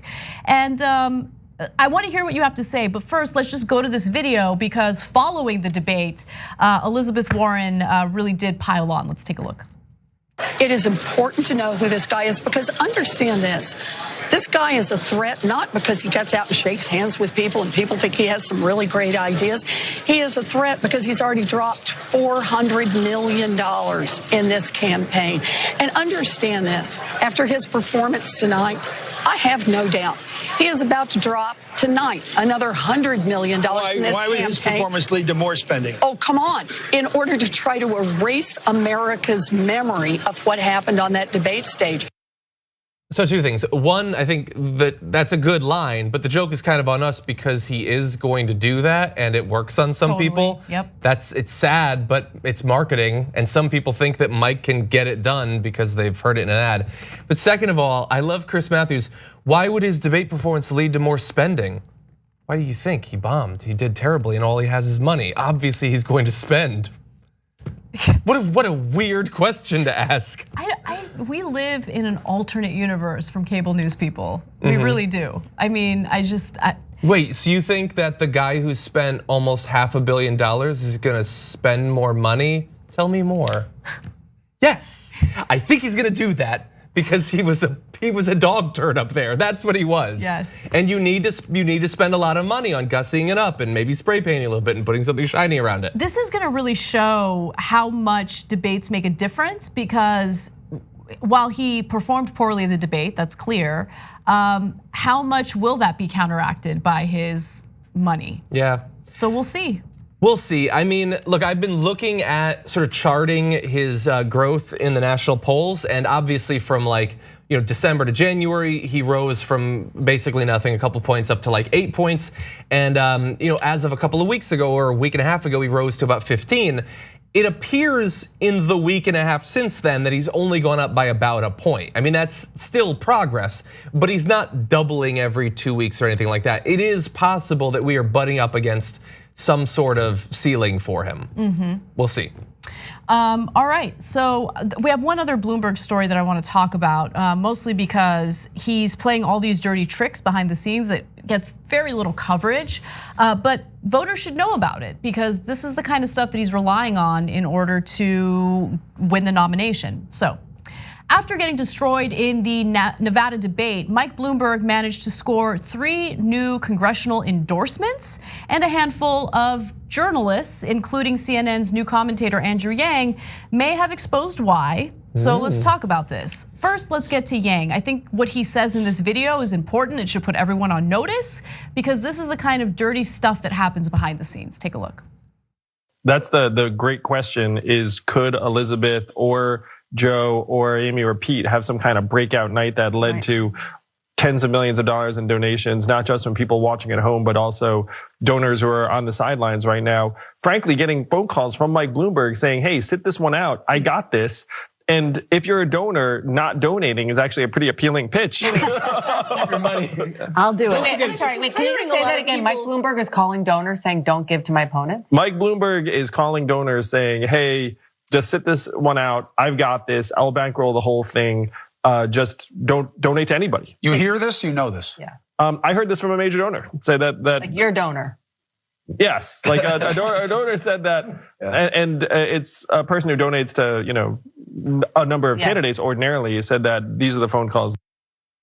Okay, so one point I want to make right off the bat: doesn't it feel good that the candidate that I like, I don't know, I don't want to assume that everyone supports the same candidate as me, but Bernie Sanders doesn't rely on money from these big donors, that he relies on money from us, from small dollar donors who are part of the working class, and since Bernie Sanders represents them, they want to support him. And so Bloomberg is playing this dirty game, but it's not impacting Sanders, and I'm really happy about that. So that's the point I wanted to make off the bat, but go ahead. Yeah, I guess I'm a little bit confused. So Bloomberg is telling major donors not to donate to the people he's running against. Shouldn't he? Well, yeah, but wouldn't everyone would project an aura of I've got this, it's a waste of money. No, that's not. I think you're interpreting. You're saying because he's going to take care of them afterward when he gets knocked out? Okay, yes, I totally get that. Yeah, I like on the panel that they're at least acknowledging the possibility that his ostensible reason for running might not be the real reason. If we were going with the idea that he actually wants to win, it wouldn't be the most uncontroversial thing in the world. But look, to whatever extent more people can sort of get educated to these behind the scenes machinations and plots, whether it's the financing plan, whether it's the contested convention plan, I think that that's a good thing. Right. I will say, I know we had talked about the possibility that some of the centrist candidates would be hesitant to attack Bloomberg because they want his money. I think that we didn't very much see that. At least Biden was attacking Bloomberg quite a bit. He doesn't seem to be worried about not getting the money. I do think that Buttigieg and Klobuchar were both more hands-off, especially considering how desperately they need his percentage of the vote. Right, they really focused on attacking one another, Buttigieg and Klobuchar, rather than going after Bloomberg, which I thought was interesting. And Buttigieg in particular, after a series of attacks against Bloomberg, decided to respond to all of that by pivoting toward attacking Sanders. So yeah, I think that theory of wanting Bloomberg's money is a good one, at least when it comes to Buttigieg and maybe Klobuchar as well. But I do want to talk about some of the newer endorsements that Bloomberg has received. It's incredible. So Democratic representatives, additional Democratic representatives, following Bloomberg's disastrous performance in Nevada, have decided to endorse him. Democratic representatives Josh Gothamer from New York, Nina Lowry from New York, and Pete Aguilar from California all pledged their support to the billionaire, giving Bloomberg a total of 15 congressional endorsements, second to only former Vice President Joe Biden, who has more than 3 times that. I love I get And Josh is from New Jersey. Yes. Yeah. I get why they're doing it now because he desperately needs good news for his campaign. So I'm sure he called them and was like, no, now's the time you got to pull the trigger. But like to regular people, it will look like, for the people in their districts, their constituents, it will look like they were like not sure. And last night was what clinched their support for Bloomberg, that horrendous, laughable, embarrassing performance. So I get they've gotten money or support in the past, and they certainly want it in the future, but this is gonna look terrible to their constituents, the vast majority of which probably have no interest whatsoever in Bloomberg. I can't imagine, even if I liked Bloomberg before last night, the way that he performed last night and just like this sense of entitlement, and he didn't think he needed to prepare because he has probably had nothing but complimentary yes men around him since he has $60 billion. So he has this mindset of no one's gonna challenge me because no one ever challenges him. He went on that debate stage ill-prepared, didn't have an answer for very obvious questions that were gonna be asked of him. And after that horrible performance, just like the idea of endorsing him, I would be embarrassed. Like I couldn't even imagine it. And that's even if I liked him before, which of course, certainly I didn't, right? It's amazing. But these new endorsements come from people who have some ties to Bloomberg. So let's be fair, let's talk about that. Howard Wolfson, Lowy's, is it Lowy's? Yeah, Lowy's former chief of staff was a longtime Bloomberg aide and is now a top advisor to his campaign. I apologize, I think earlier I referred to Nina Lowy as Lowry, and that's not her name. Okay. Bloomberg also campaigned for Gothamer in 2018, and the New York congressman's brother-in-law, Bradley Tusk, managed Bloomberg's mayoral re-election campaign in 2009. And Aguilar, chief deputy whip of the House Democratic Caucus, got support from Independence USA PAC, a Bloomberg political group, during a tough 2014 congressional race. And this is how they buy. This is how they do it, yep. I mean, so in 2014, he used his PAC to get this Democrat elected at the same time that he was working to get Republicans elected all over the country. Some Democrats, some Republicans, because why not? You can afford all of it. And he doesn't know which party he's gonna end up running for because he doesn't care. They don't mean anything to him. And so he can buy off everybody. I have a daytime show idea. So you'd have the plaintiff, which could be a representative of the progressives, and then you can have the defendant, Mike Bloomberg, and then Judge Judy would preside over the case. Let's do it. Let's do it. Anyway. I've been wanting to put her in a project, so I think this might be the one. I heard she really needs the money. So. I hear, yeah. Anyway. I think she's richer than Bloomberg. Yeah, she's really rich. Anyway, we gotta take a break. When we come back, an incredible story from TYT Investigates you don't wanna miss. It has to do with Pete Buttigieg and the police officials who have been accused of racism in South Bend. Some of those cops were willing to talk to our very own Jonathan Larson, and I wanna share with you what they had to say. We'll be back.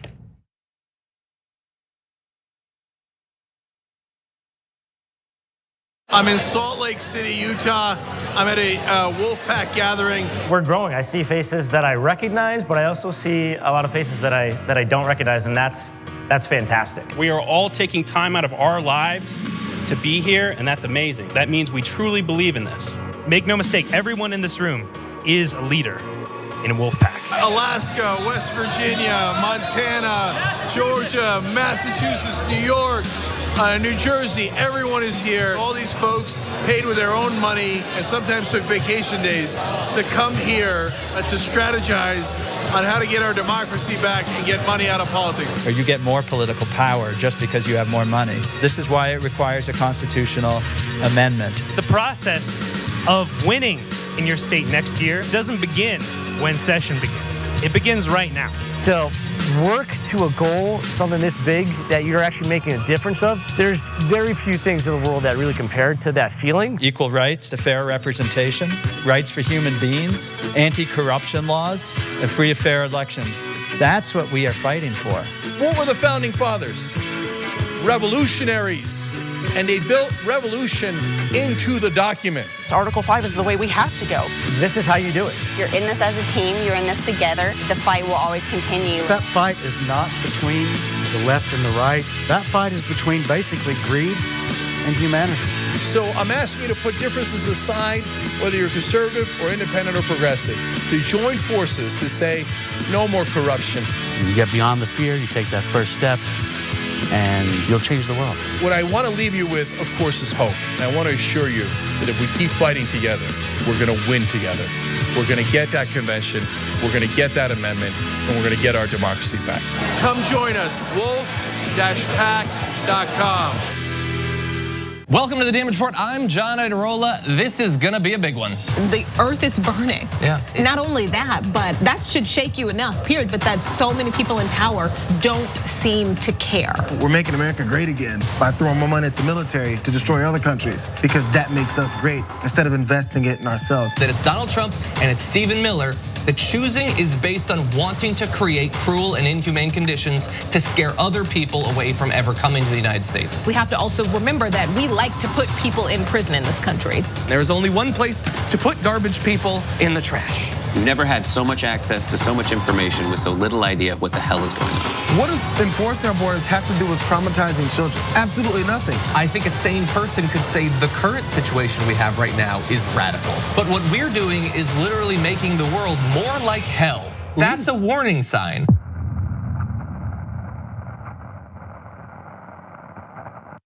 When you sign up for NordVPN, you'll take control of your internet experience while helping support us here at TYT.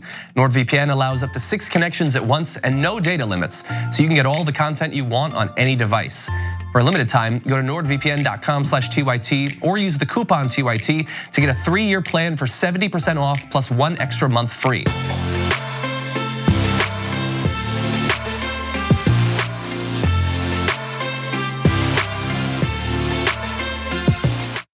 My name is Carlos Hernandez. I am the valet parking for this small parking lot. I work for TYTs and they coming to this lot over 4 years. I know 2 more famous person, Bernie Sanders, the former Vice President Al Gore, and too many other guys. I'm so happy to cooperate with TYT.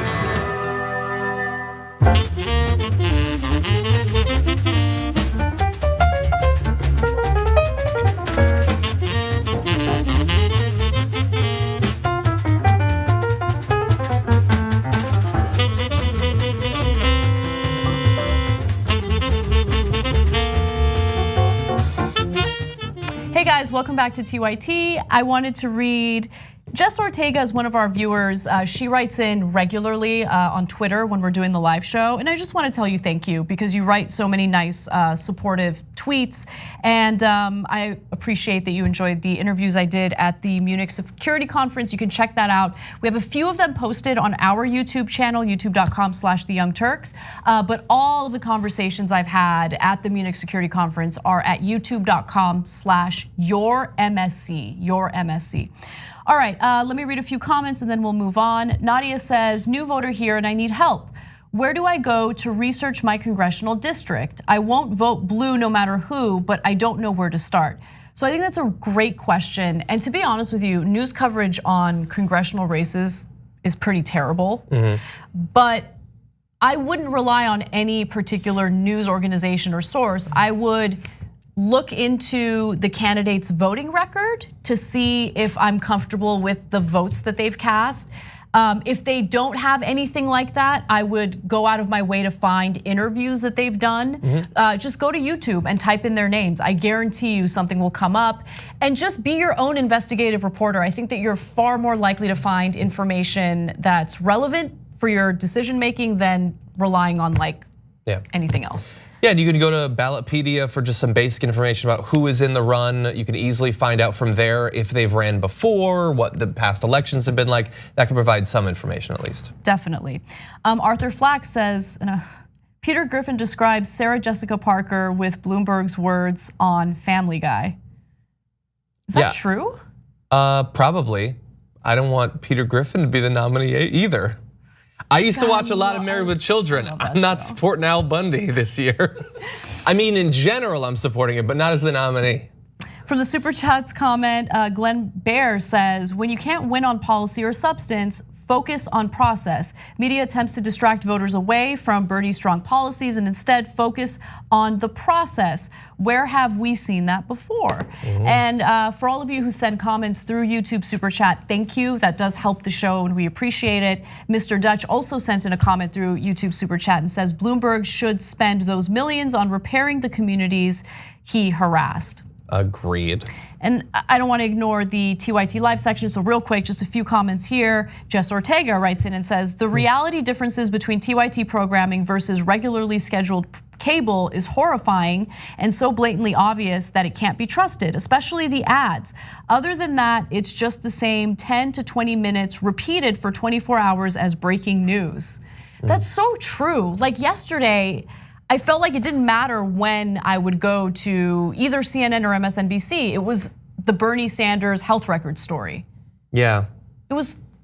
There's so much new. Can you imagine if we had 24 hours to do the news? There's so many stories that don't make it in the rundown. And like I feel guilt about a lot of them because I want to share them with you guys. Yeah. Imagine having all that time and not using it. It'd be crazy.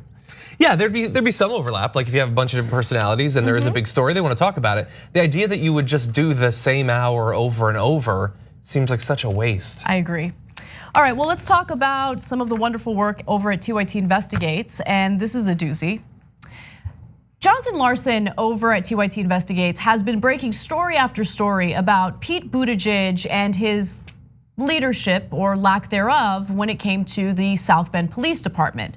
Now, a few months after he was elected as South Bend mayor, he attempted to fire the town's first African-American police chief, Daryl Boykins. Now, Daryl Boykins refused to be fired, but was eventually demoted because that's what Buttigieg wanted.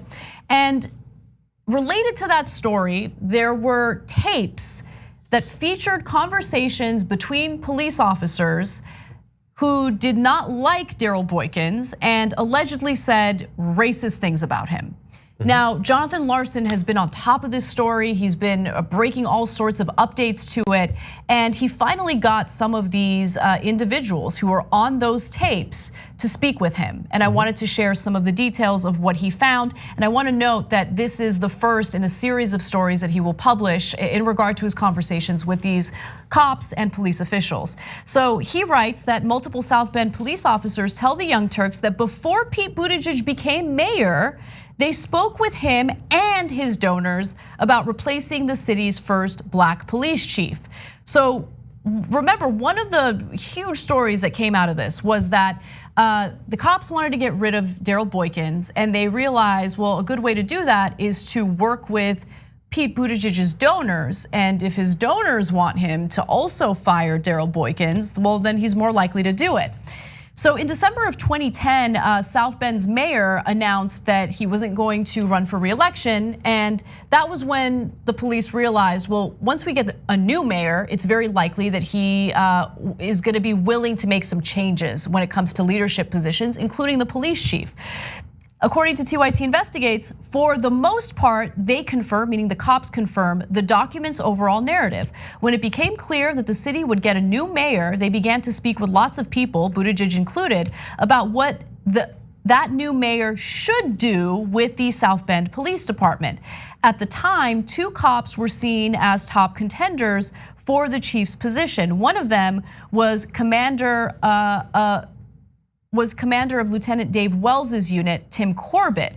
So there was some discussion about that.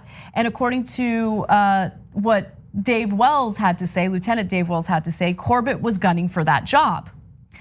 Wells says that because Corbett had done a range of police work over decades, quote, your name is going to be involved. Now, that doesn't mean that I'm reaching out and begging anyone or anything like that, but people put your name in the hat. And then Corbett responded to Wells by saying, honestly, I got contacted by 50 to 100 people over the course of that election. Asked whether those people included the 2 Buttigieg donors, Corbett says, quote, those are questions you'd have to ask them direct, but I would say yes. So essentially confirming that the donors were involved in the decision making here.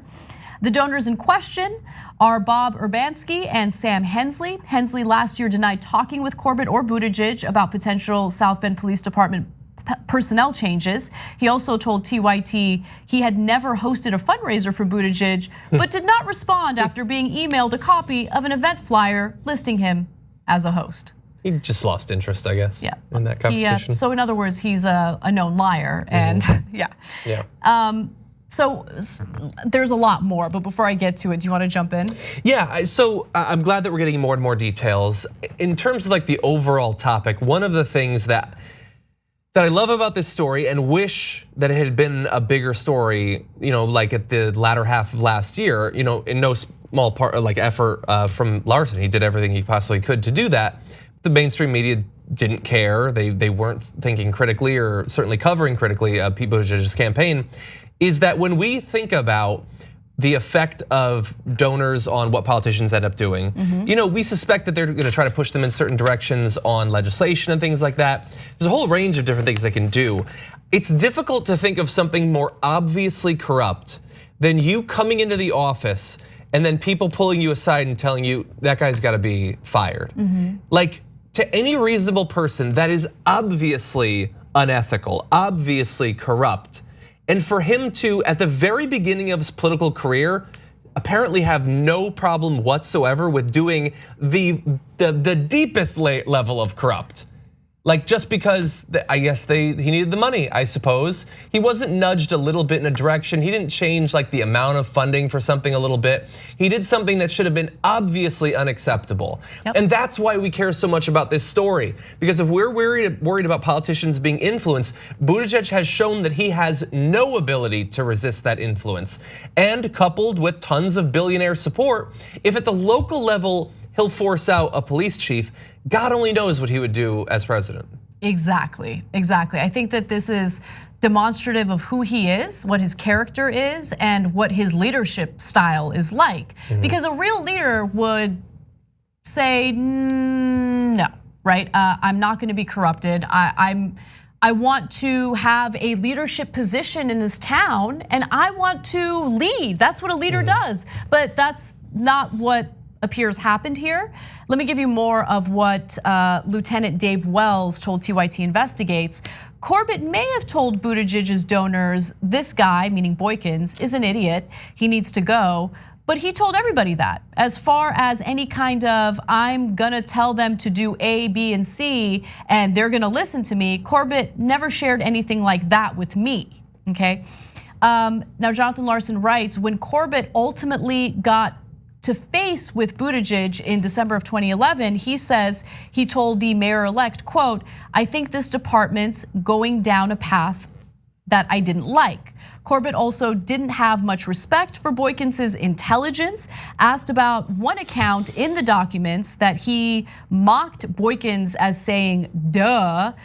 Corbett says he doesn't recall it, but he adds that he and Buttigieg discussed Boykins' strategic planning in December of 2011, and Corbett said, quote, Boykins can't even spell strategic planning. That came out of my mouth. Okay. So there were a lot of admissions in these conversations, and I really do hope that you all read the full article. It's very revealing. There's a lot in there that we don't have time to get into in great detail, and we'll share a link in the description box below. Jonathan has been doing such a great job with this story, but the documents also quote Wells on June 3rd, 2011, saying, quote, Tim, meaning Tim Corbett, says it is going to be a fun time when all white people are in charge. Corbett, though, told TYT that he didn't say that and said that's BS, that's BS. Didn't censor himself though, obviously. Wells said he doesn't remember hearing or repeating that. He's got black kids, he said of Corbett. So he's not this racist that the community, a certain segment, make him out to be. Yeah, I know. So asked what he would say if the phrase does turn out to be on the tapes, because remember, they were taped saying some of this stuff, allegedly. Wells said, quote, I would like to hear the context around it, I'm not excusing it, it's certainly a terrible thing to say, but was it just kind of one of those BSing jokes, joking kind of things or something? I don't know, but I don't remember that at all, and I tell you. And then finally, the documents allege that Wells and Young referred to Boykins as effing worthless. Both told TYT they thought that was possible. Young said he may have said that to Boykins himself later when they began discussing the tapes. Wells said if he did use that phrase, he believed it would have been in reference to something specific rather than an overall indictment of Boykins as chief. There's just so much, there's so much there, things that they admitted to, things that are certainly problematic if you're a police official. I mean, you're supposed to be policing in an unbiased way, and there are huge problems in South Bend when it comes to racial tensions. If you're saying these things and you're just kind of like brushing them off as jokes, that's not good enough. Yeah, the crazy thing is, like, obviously the community there in terms of the police was really toxic. There was some horrible behavior going on. And that's probably not that rare in a lot of parts of America. And they desperately need someone who can come in and help them to move past that. And Buttigieg was the exact opposite of that guy. He came in, chose a side based on the money that was given to him, and made the situation even worse than it already was. Please amplify this story. This is something that we were able to do at TYT Investigates because of our viewers and the donations and funding that we received from you. So thank you for supporting us. And if it weren't for you, this story wouldn't even see the light of day. So please help to amplify it on social media and read the full story by going to the description box and clicking the link below. We'll be right back after the next break.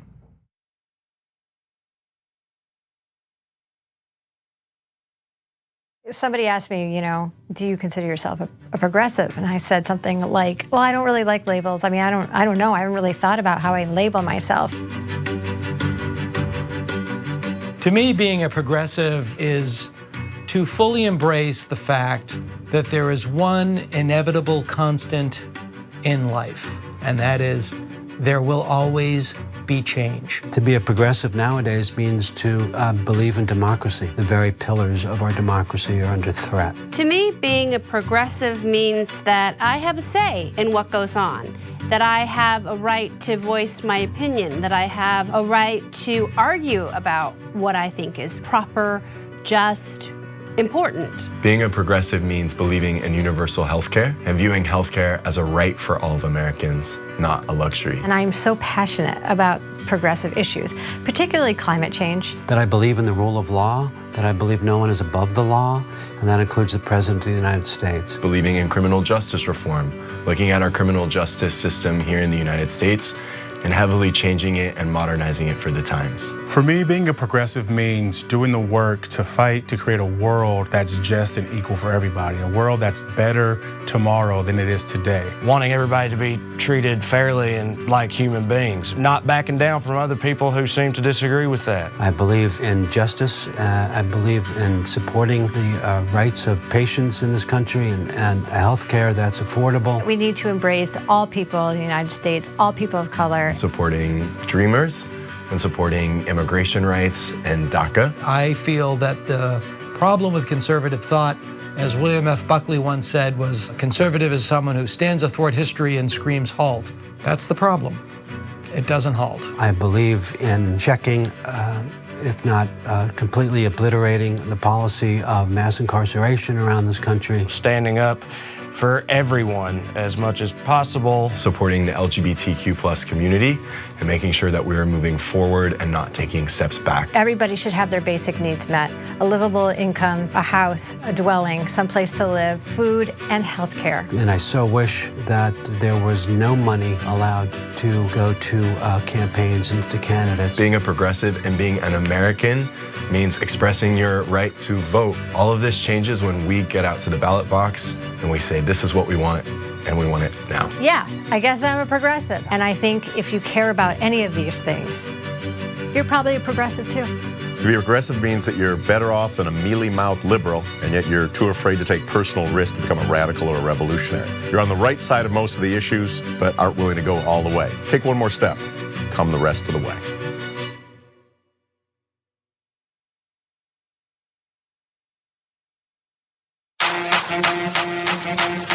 Hey guys, I'm Nick Hanauer, and I am definitely not the kind of person you usually hear on the Young Turks. Why? Because I am a blood-sucking venture capitalist and technology entrepreneur. But here's the difference between me and most of my fellow capitalists.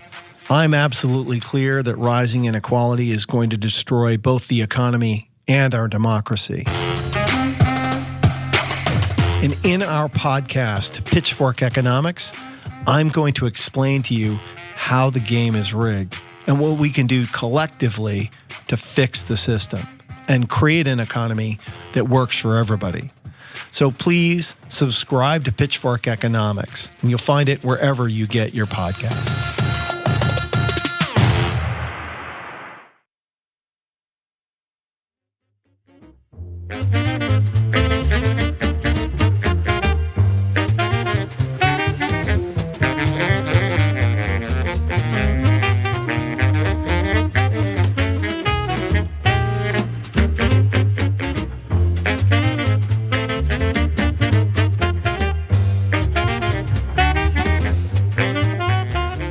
Welcome back to TYT, Anna and John with you.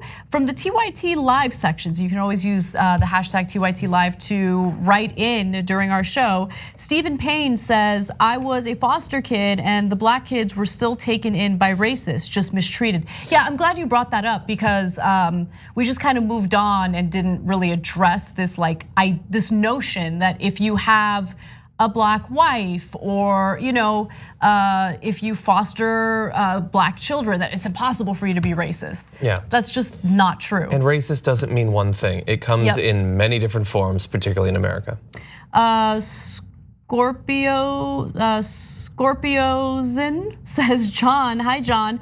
Hi. I'm really curious if anyone has talked about Bernie announcing yesterday a rally in El Paso this Saturday, same day as Nevada caucus.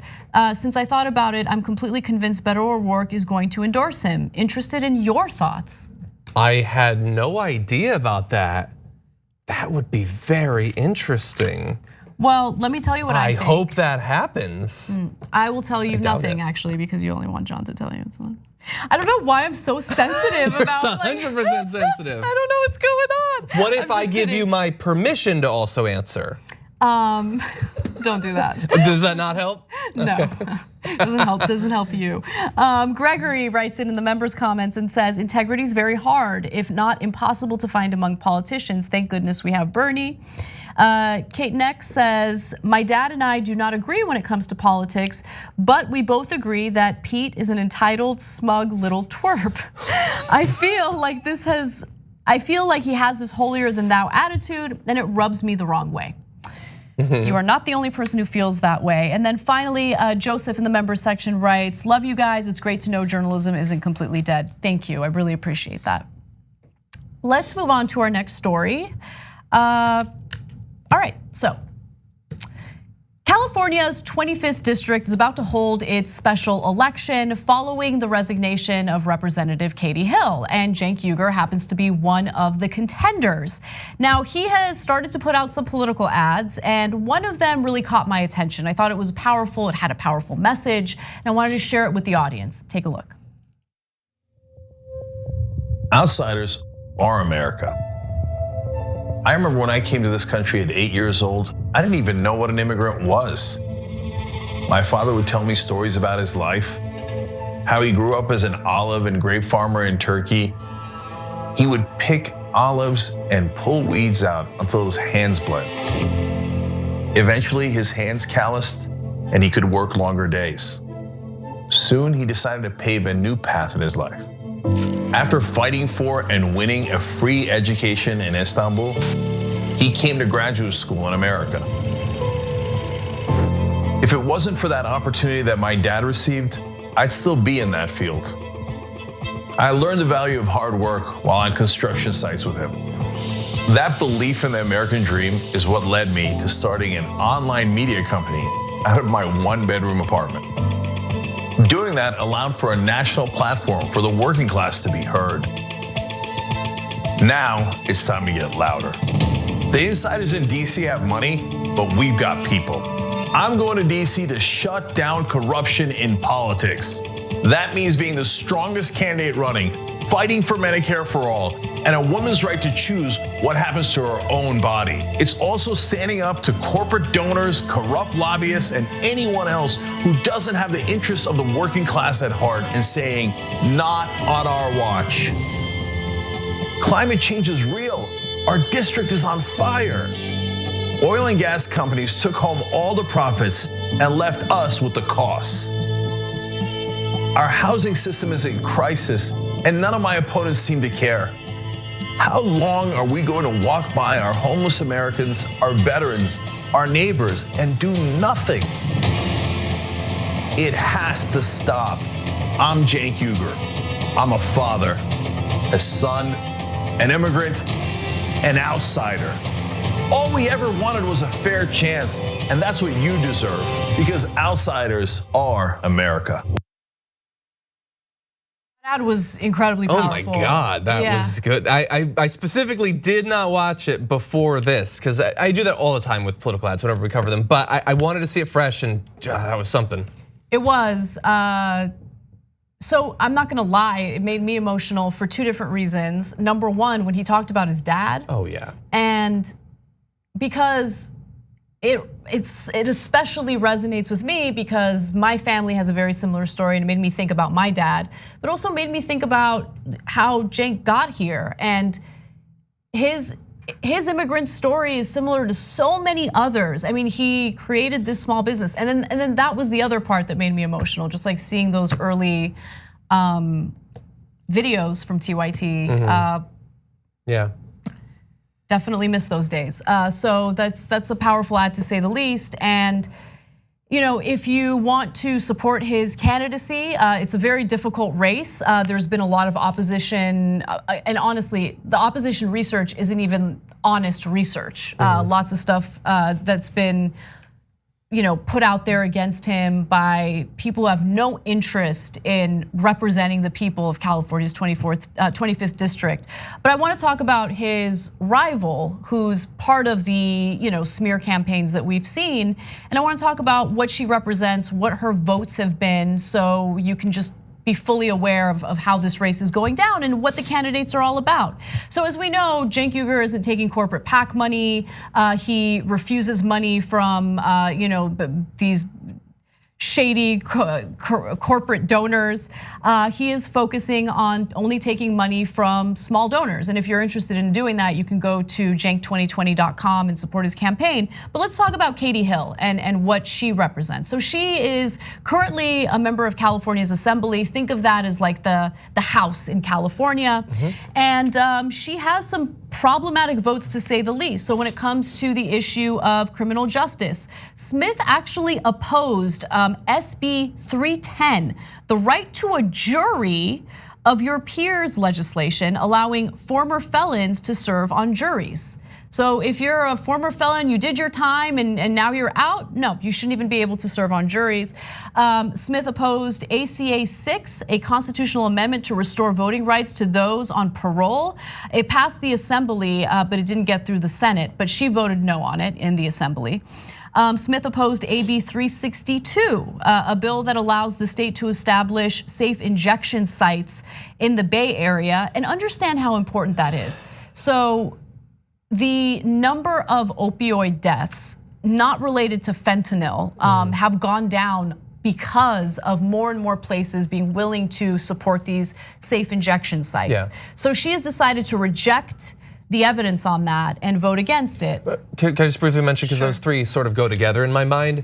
It's what we've seen our entire lives, where generally driven by fear-mongering from Republicans, Democrats have joined Republicans in taking entire classes of people and saying, it's too dangerous, it's too risky to treat these people like humans. So I'm gonna pretend that they don't exist. I'm never gonna advocate for them because someone might say something mean about me. If someone who has taken drugs, if I treat them like they still have some sort of inherent worth. Somebody who did time and is now out and wants to contribute to society. No, can't do that. I'm gonna continue to treat them as if they are unredeemable, even though we know statistically that's more likely to lead to recidivism.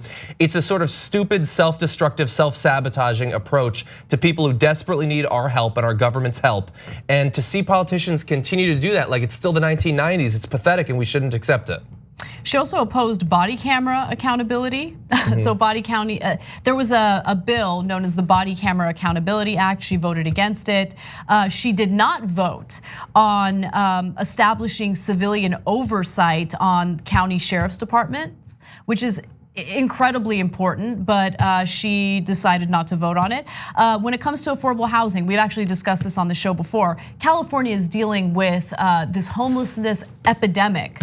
And on affordable housing, she's taken at least $14,000 from real estate interest and over $30,000 if you count like construction related money. Smith opposed the Tenant Protection Act of 2019, voted against rent caps and requiring landlords to present just cause before eviction. She also opposed SB 329, a bill prohibiting landlords from rejecting applicants based on Section 8 status.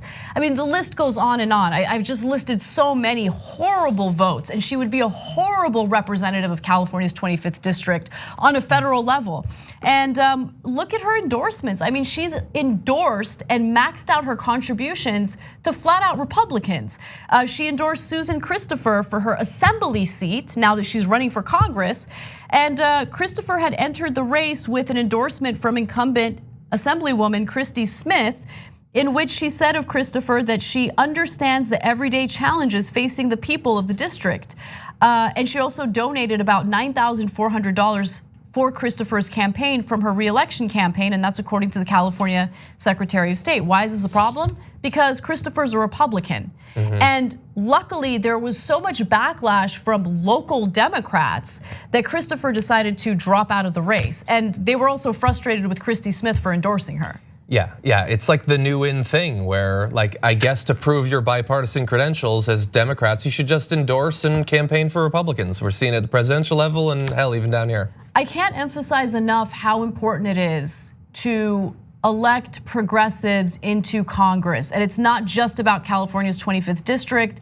There's the race between Jessica Cisneros and Henry Cuellar in Texas. Please pay attention to races like that. Support Cisneros. She's a wonderful progressive candidate.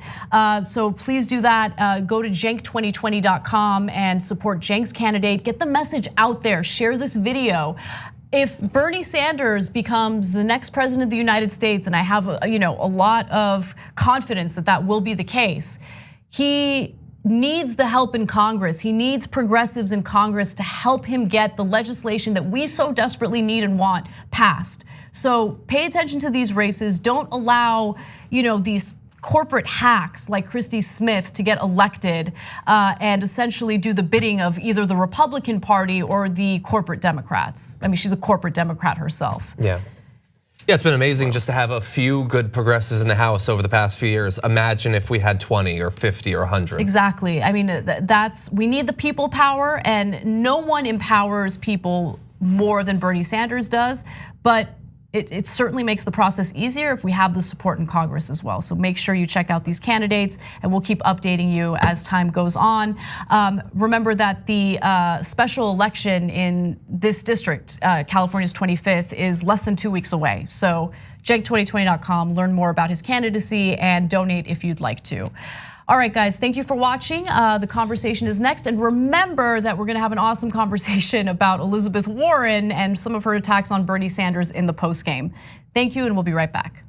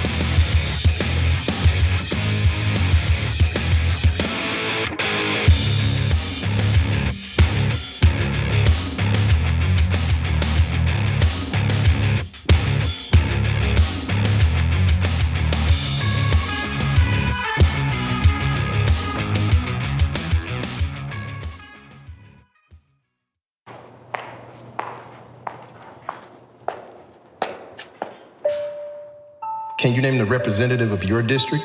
The representative of my district, oof. I have no idea. I actually don't know who the representative of my district is. Do you know what the corporate tax rate is? I think it's pretty high. I should know this. Like in between 20 and 25%? I don't know. How many amendments are in the US Constitution? Oh no. This brings me back to grade school. I should know this because I was a history major, but I do not remember. I don't know that. I don't know. I don't know. I have no clue. Nope. I don't know the answer to that one. You don't know? I didn't know. It's time to change that. We live in the best country in the world. We live in the most powerful country in the world. We love our American freedom, but only half of us take part in the political process. Only half of us vote. We don't fulfill our duties as US citizens to make this country a better place. It's time that we use our voices as a team, as a country, to become better. We will stand up. We will be empowered. We will stay educated and informed about politics every single day because it's our responsibility. And Politiscope just made it easy for you. So join me, join us, and let's be Americans.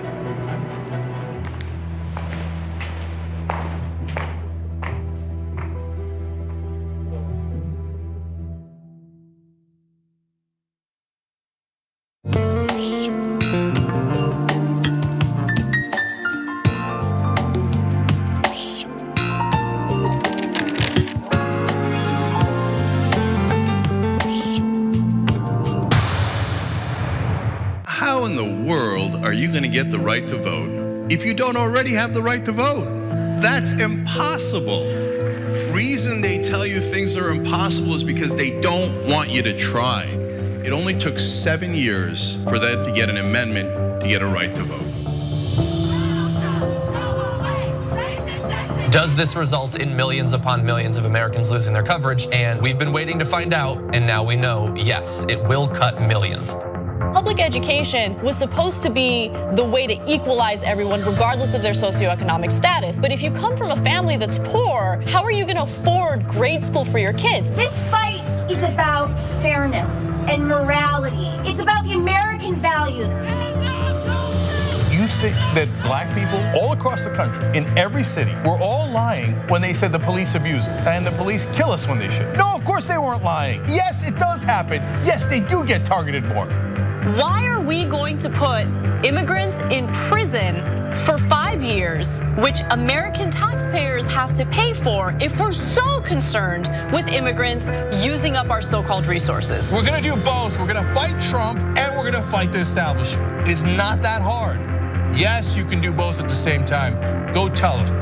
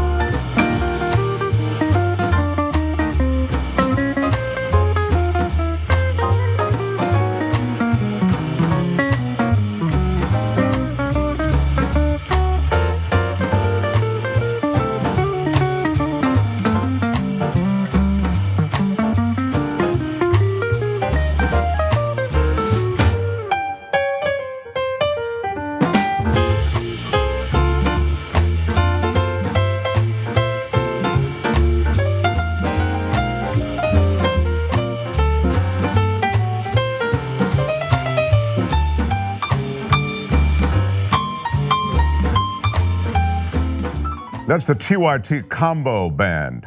I love them. Laying down a little jam. Welcome to the conversation. I am Mark Thompson here for Cenk. By the way, debuting for the first time my credibility glasses. So this is for enhanced credibility. Have a really interesting show. Two very different conversations, I think, within the overall show, The Conversation. One has to do with pure politics and the other has to do with symbolism as it relates to politics. And so we will start with a congressional race and we'll go right to Ohio, the Ohio State House race in the 43rd District. And Amy Cox is joining us. And Amy Cox has a great background. Amy Cox, welcome to The Conversation.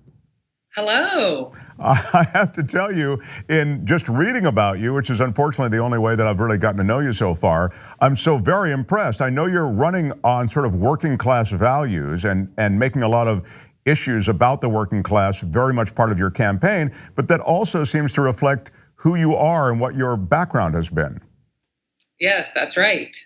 I actually come from a long line of union people, so that's why my race is unique.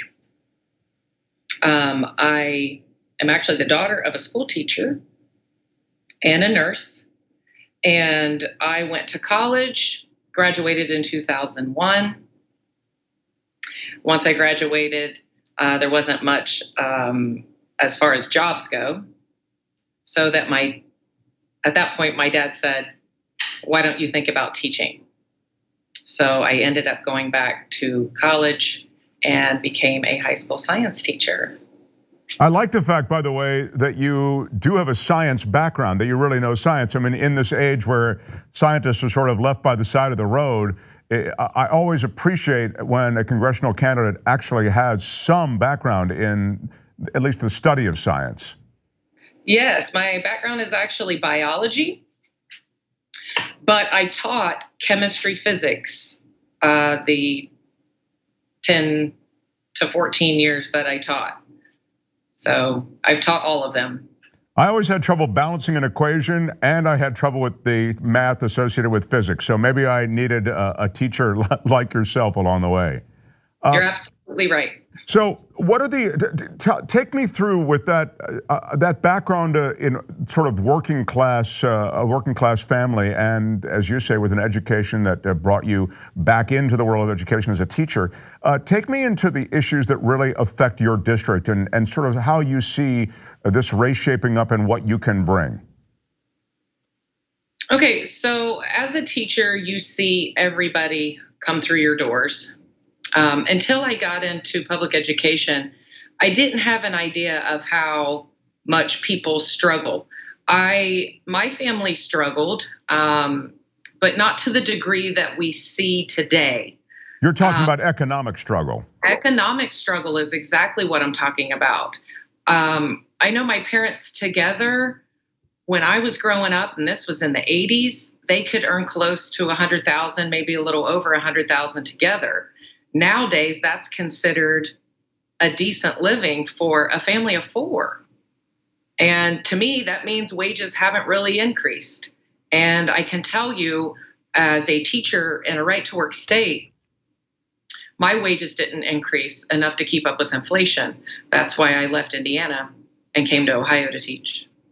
Yeah, I think that's interesting. You talk about that just in reading about your background. You do point to the fact that wages are a big deal to you, and the fact that wages really haven't kept up with the cost of living. Absolutely. I'm the first one to run a company down for starting people at $12 an hour. And I see it everywhere, and no one can live on $12 an hour.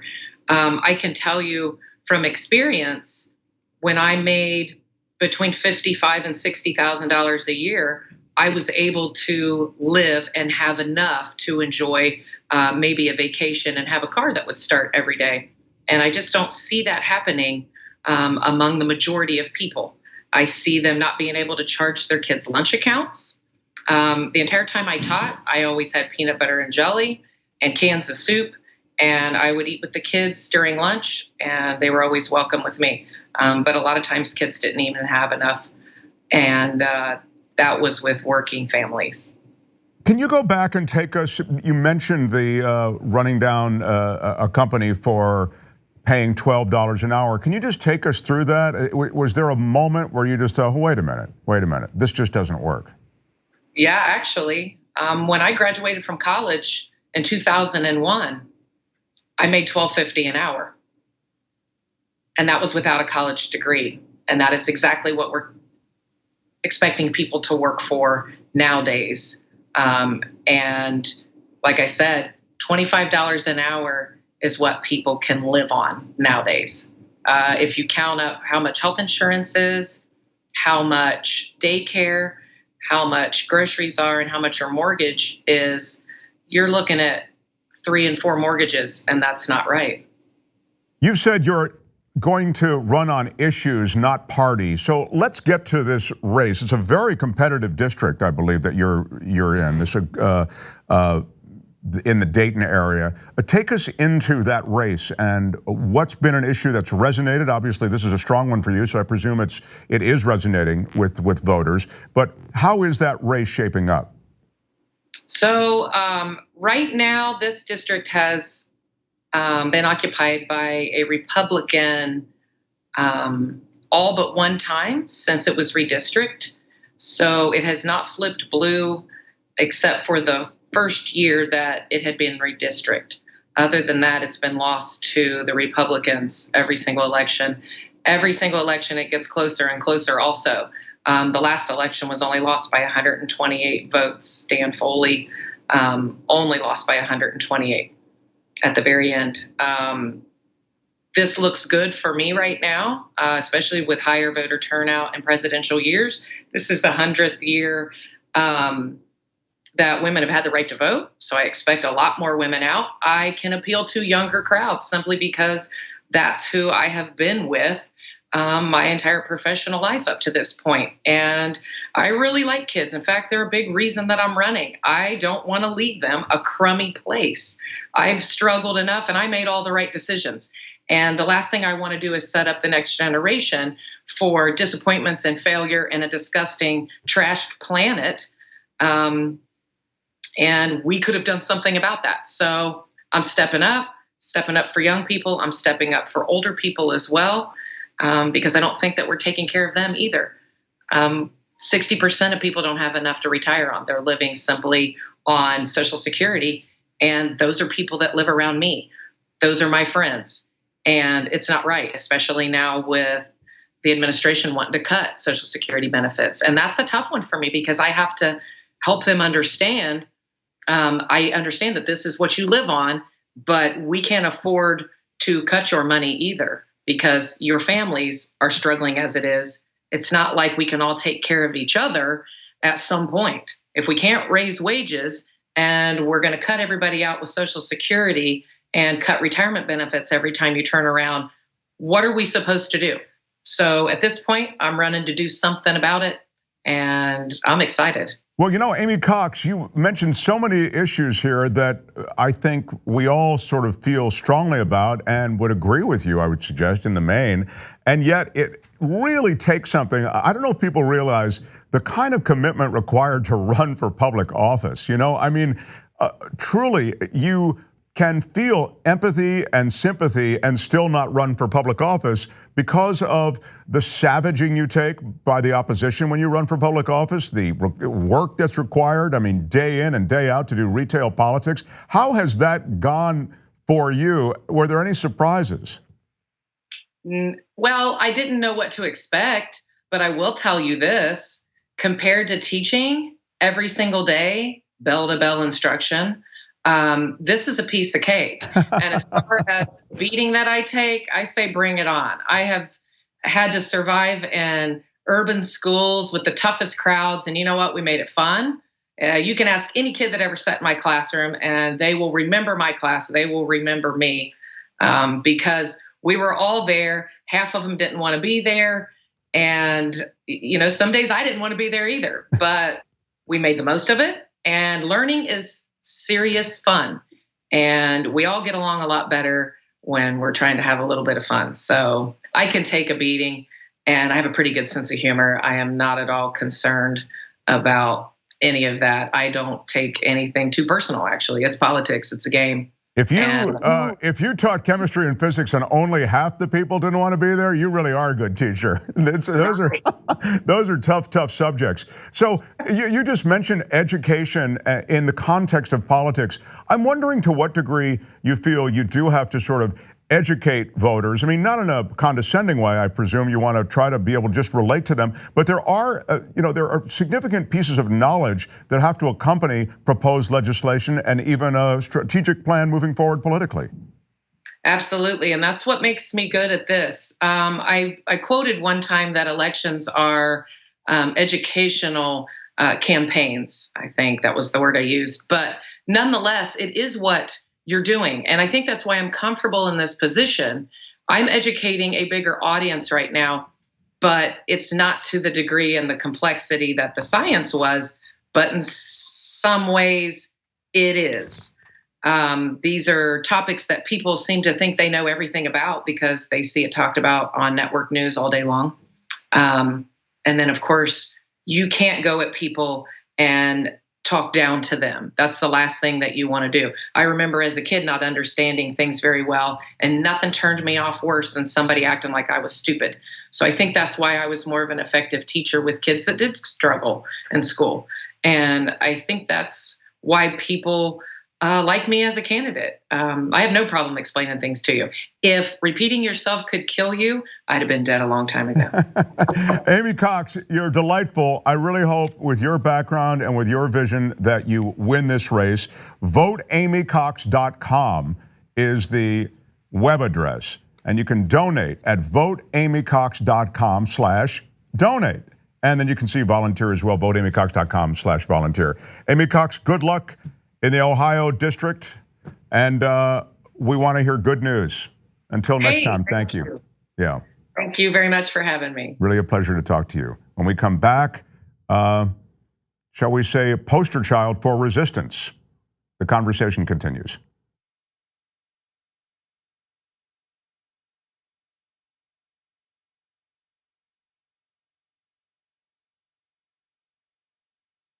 We are on to something that is going to be amazing. But what we need is your help. The number one problem is there's too much power in too few hands. Every single problem that we have can be traced back to dark money. They take large donors, they serve large donors. So these handful of gatekeepers try to dictate everything. Like all of you already know, they don't work for you, they work for their donors. So fire them and hire people who will only work for you that say no corporate back money. We are going to change the way we elect candidates in this country. Uncorrupted Democrats. We're gonna fight for the issues and win on policy. This is incredibly personal. We need free health care for everyone. We're fighting for $15 minimum wage, single payer health care, debt-free college, and we are gonna get money out of politics once and for all. I've taken a public pledge not to accept any corporate money. Because the last thing we're gonna do is go into another presidential election and run a corporatist against a populist candidate. At some point, the buck needs to stop, and it's gonna stop with us. It's gonna stop with Justice Democrats. So who are we? People who do not take corporate PAC money. We're relying on small donors. 99.9% of our contributions came from people. You're a Justice Democrat, so you don't take any corporate PAC money. I'm not influenced by money. As a Justice Democrat, I made that pledge. Not a penny. Absolutely not. I will go to Congress unbossed and unbought. We try to create a government which works for all of us. That is what America's about, and that's what a representative democracy should be about. We are just getting warmed up here. Vote for uncorrupted Democrats. The fight starts now, it starts today, and it starts with you.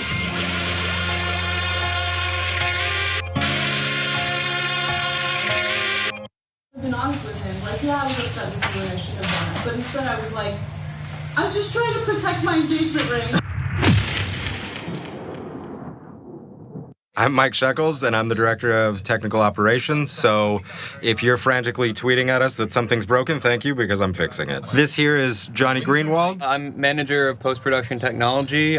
Simplest terms is I deliver the content, so I deliver everything that you lovely people see. We are monitoring transmissions and levels, just making sure everything is FCC compliant, because you will get fined if you are out of the range. And this is our master control room, which we had to build because we were doing this all piecemeal and it was hard to keep track of everything. So we have many, many more destinations than ever before, and we created this room to consolidate it, to make sure that everything's going out is up to standard, so we meet all of our contractual agreements.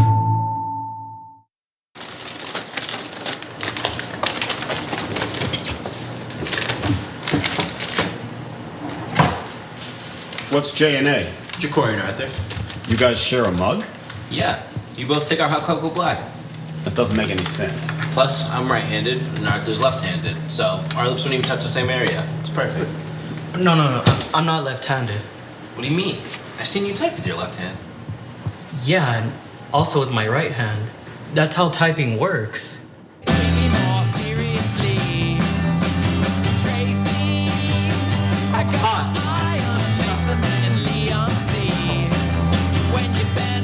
So this is what democracy looks like. When I think back to the debates in 2016, this was a very different party that was debating. This whole debate tonight was shaped by progressives. We have to live our values every day. It felt good to hear a candidate make that point so strongly. Losers definitely the corporate media that held this debate. It was just horrific in its framing. Look how uncomfortable everyone on that stage is. We need to just stick to the policies and the facts. This petty playground stuff, we got bigger fish to fry.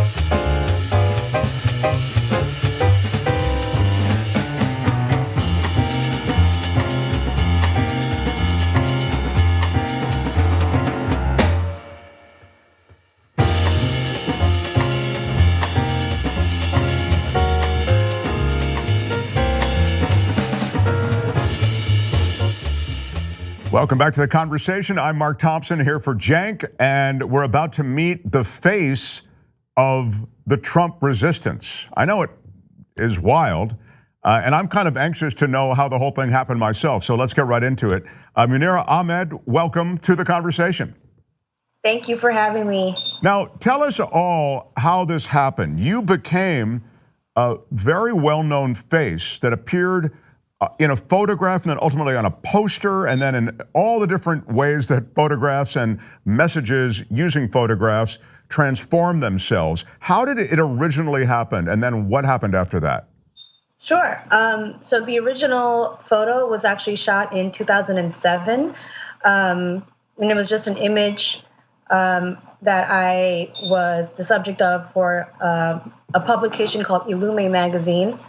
Illume was a small publication, I believe, that was based in the Bay Area, and the photographer for that image, his name was Ridwan Adhami, and Ridwan, had asked me if I felt comfortable, being the subject for this image. He and I knew of each other, and I think we had also worked together for a campaign streetwear local boutique in Queens, which is where we are both from.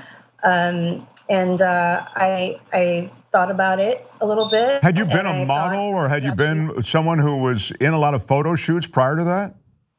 I actually did in college. I was a full-time college student, and that was something at the time as a kind of a side hobby I got into a little bit. I had a lot of friends who were very talented makeup artists, quite a few who were dabbling in photography, and thought, if I'm free and another model of theirs happened to fall through from an agency, they just would ask me, would you be, available and interested in being a subject for. So in this case, you thought about it and you said, okay, I'll do it. And then what happened? Yeah, right? I mean, sometimes, it just seemed like what better time than now, since I'm not working, I'm in school, and I've been at that time also approached a lot, told I'm photogenic, and I started to sort of see it as well. I was like, okay, I kind of look way better in pictures than I do in person, so maybe there's something to that. So at that time, I took some pictures with some people whose work I admired. I did actually, work with Ridwan on more than one shoot, and this one happened to be for a specific purpose. It was for the Illume magazine, and they were a magazine based in San Francisco, like I said, and they had used his work a lot for prior issues to shoot the cover image, and they were often kind of like in a controversial, abstract. And he told me what the concept for this one was. I believe at that time, the New York Stock Exchange building down by Wall Street had a huge American flag draped over it. And the initial idea for how we would frame this image was I would be in a foreground wearing a flag as a hijab. And the background of the image would be the New York Stock Exchange with the building and the flag in view. And that image was one of the composites, but then when we saw the one that we eventually went with, it seemed more striking to him. And I think also to the publisher for the magazine, they decided this one would be far more compelling to use. And so they did. And then it began to live online. And during this time, I don't know if the word viral is correct to use, but it kind of took a life of its own, and started to become widely circulated with Muslim bloggers, think pieces, Facebook posts.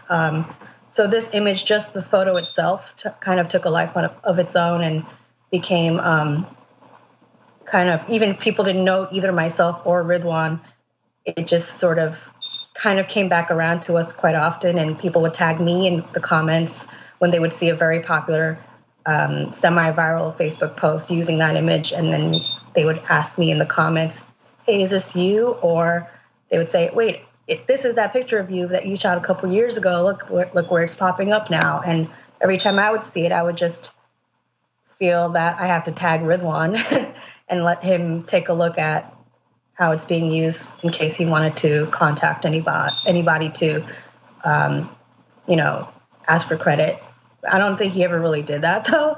I think he just like let it be. And well, it became a photo that sort of had a political message. And I mentioned sort of the face of the resistance. And I know the resistance, can be whatever you want it to be, and it takes many forms. But I guess in response to the Muslim ban and what was seen as sort of a demonization of Muslim communities in America, this particular image was used sort of in resisting that general political agenda that was seen by as part of the Trump administration. Yeah. No, I mean, so that initial image, like I said, was shot in 2007. We had no idea that 10 years later, who this country would choose as its leader, and what a divisive time we'd be living in. And we thought it was bad then.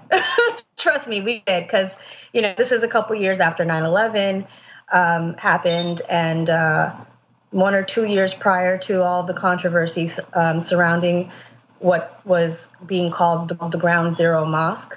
I don't know if you recall that whole incident, but it was just a lot happening. I'm a native New Yorker. I was born and raised in Queens, New York. I went to high school in Brooklyn. I actually attended Brooklyn Tech, which was right across the river, the East River, from downtown Manhattan. So I had, a much closer proximity to the events of 9/11 unfolding literally right as I was in my first period class that day, which was my senior year journalism class. And it impacted me so much as a New Yorker, and obviously I know, a lot of friends who became parentless that day or lost a loved one. Many of the workers of the restaurant on the top floor of Tower 1, which is called Windows of the World, were Bangladeshi workers, servers, busboys. So, and my community was impacted very much so. And I specifically know that there were first responders who were Muslim who died that day. So when I started to hear about people and the backlash against Muslims, specifically the rhetoric around how it would be disrespectful for there to be a house of worship or something like a Muslim community center or something of that nature shouldn't exist in proximity to Ground Zero because it would be disrespectful to the victims' families. Those are the kind of things that made me very upset to hear. And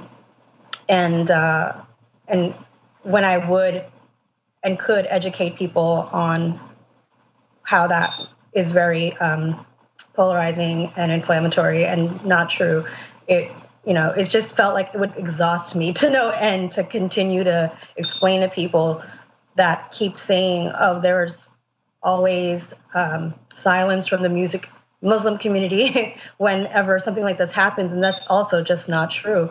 And I think they're choosing to be deaf to when we speak out against those things. Yeah, it's really interesting to hear you talk about it and how it touched you personally in New York. And as a Bangladeshi American, you had no idea even back then in 2007 that it would sort of morph into this thing that would then in a way become super relevant when Donald Trump was elected president. Unfortunately. And just in our limited time, I wanted to touch on the hijab, because from my understanding, you didn't even know, because in the photo you're wearing this hijab, as we say, that's an American flag, but you didn't wear a hijab, did you? No, so I consider myself a person who is a spiritual practitioner of Islam and always have been. And in my family, at least at the time, a lot of the devout women in my family didn't cover their hair, and it wasn't just something that was practiced by us.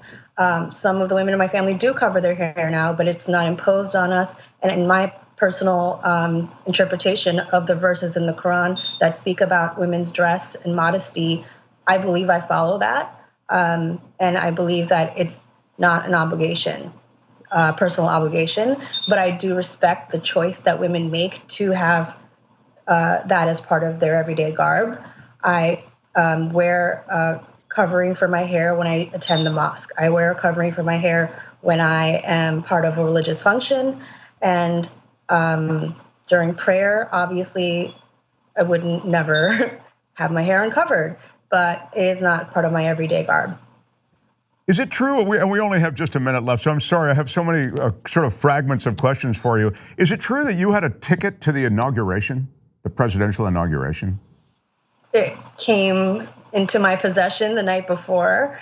I arrived in Washington, D.C., and this is to the Trump inauguration. You had right. So there were so many people that didn't want to go, or just tickets were up for grabs, and I think we saw how empty it was, even though they're saying that those pictures are fake. They're not fake, and people didn't really care to go, even though they were in D.C. So there were people literally handing them out, and I was just giving it to someone who was in D.C. And picked me up from the Amtrak station from Amplifier. So the Amplifier organization, which commissioned Shepard Fairey and collaborated with him to create the images, the poster versions, which are the popular versions we see of the image now, the person from Amplifier who picked me up happened to have it in his possession, and he just left it for me to It's a great have. story. He's like, if it's yours. It's a great story. I just love that as sort of a coda to everything. But your work continues. I know you didn't expect it simply by becoming a part of this poster and this image, and as you say, Shepard Fairey's reconstituting that photo. But you've become sort of a spokesperson, and you've done some heavy lifting on your own. I'd love to continue this conversation another time. Munira, congratulations on everything. And I should mention that you have a crowdfunding link for the Resistance Revival Chorus, which is a musical group that you are part of. You're an active member, and you're raising funds to complete mixing and mastering your first album. And you can see the website there, resistancerevivalchorus.com. So Munira, thank you so much again for joining us. I wish you all the very best on all your many endeavors. Thank you so much. You're It was a lovely to pleasure. spend some time with us. Thank you. All right. Have a great one. That's it. Some politics and some other politics of a different sort.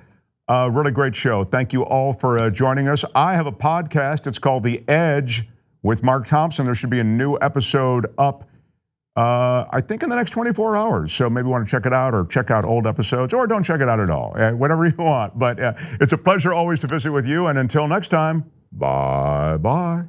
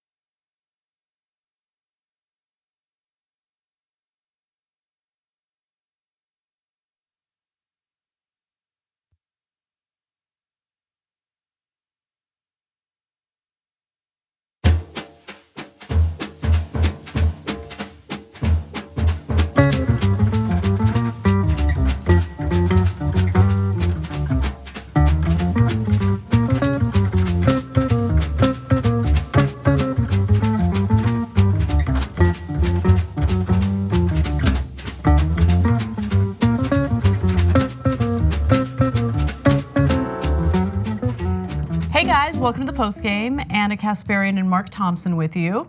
So I'm wearing my credibility glasses for you, Anna. Credibility glasses? Yeah, to give me Oh, more I see. credibility. They look very good. Yeah. Well, I don't know. Thank you. I love how much you support TYT by wearing that hat. Oh yeah, I rock the hat whenever I can. Yeah, it looks good. No, thank you. So I figured you have limited time, and I wanted to get right to what I wanted to discuss. Yeah, please. So there have been a number of anti-Bernie comments coming from Elizabeth Warren that are really disappointing because they come from a place of dishonesty. Now, understand, like, if she decides that she wants to talk about his policy proposals and differentiate herself in that way, I think that's totally fine. That's fair game. But I'm seeing more and more of like these dishonest attacks, which is terrible because she's right on some issues. And I overall, if I take, the anti-Bernie stuff out of it, like her as a candidate. I chose to endorse Bernie because I like him better as a candidate and I like his policies more. But she keeps trying to smear him and it doesn't help her candidacy at all. It's only hurt her. Well, because she feels compelled to do that on some level to get some of those followers to dirty him up. But you're saying it's not. You don't think it works to her benefit. I don't think it works to her benefit. In fact, it irritates people, right? People who would have typically supported her. And so, look, there's no data on this, and it's just based on what I've seen. It's anecdotal, but yesterday I noticed a lot of tweets from our viewers who were actually in the Warren camp and decided to switch over to Bernie because of some of her dishonest attacks on him. So what am I talking about? Well, first of all, back during the Iowa debate, which wasn't so long ago, she tried to imply that she was the only one who wasn't taking money from super PACs, right? And there's a difference between super PACs and corporate super PACs. I don't think that super PACs candidates should take money from super PACs, period. But corporate super PACs is when you have the bad actors who want to influence the politicians, doing the donating. And then there are progressive PACs that aren't necessarily doing the same stuff, right? But she tried to make it seem like Bernie's taking super PAC money and corporate super PAC money, which he is not. He has some progressive PACs that support him, but he is not taking corporate money. Then all of a sudden you see that Warren is taking super PAC money, right? And today there was an article out about how she has declined to disavow the super PACs that support her. So according to The Hill, Warren declined to disavow a new super PAC that is formed this week to help support her presidential bid. Warren told reporters on the trail that while she had adequately called for all 2020 Democrats to shun support from such outside groups, telling the group designated to support her to stand down would put her at a disadvantage. So it's fascinating because she had very strong feelings about other candidates possibly taking super PAC money. But once she realizes that maybe she needs the support of super PACs in order to do well, if it's politically beneficial for her, she has no problem doing it.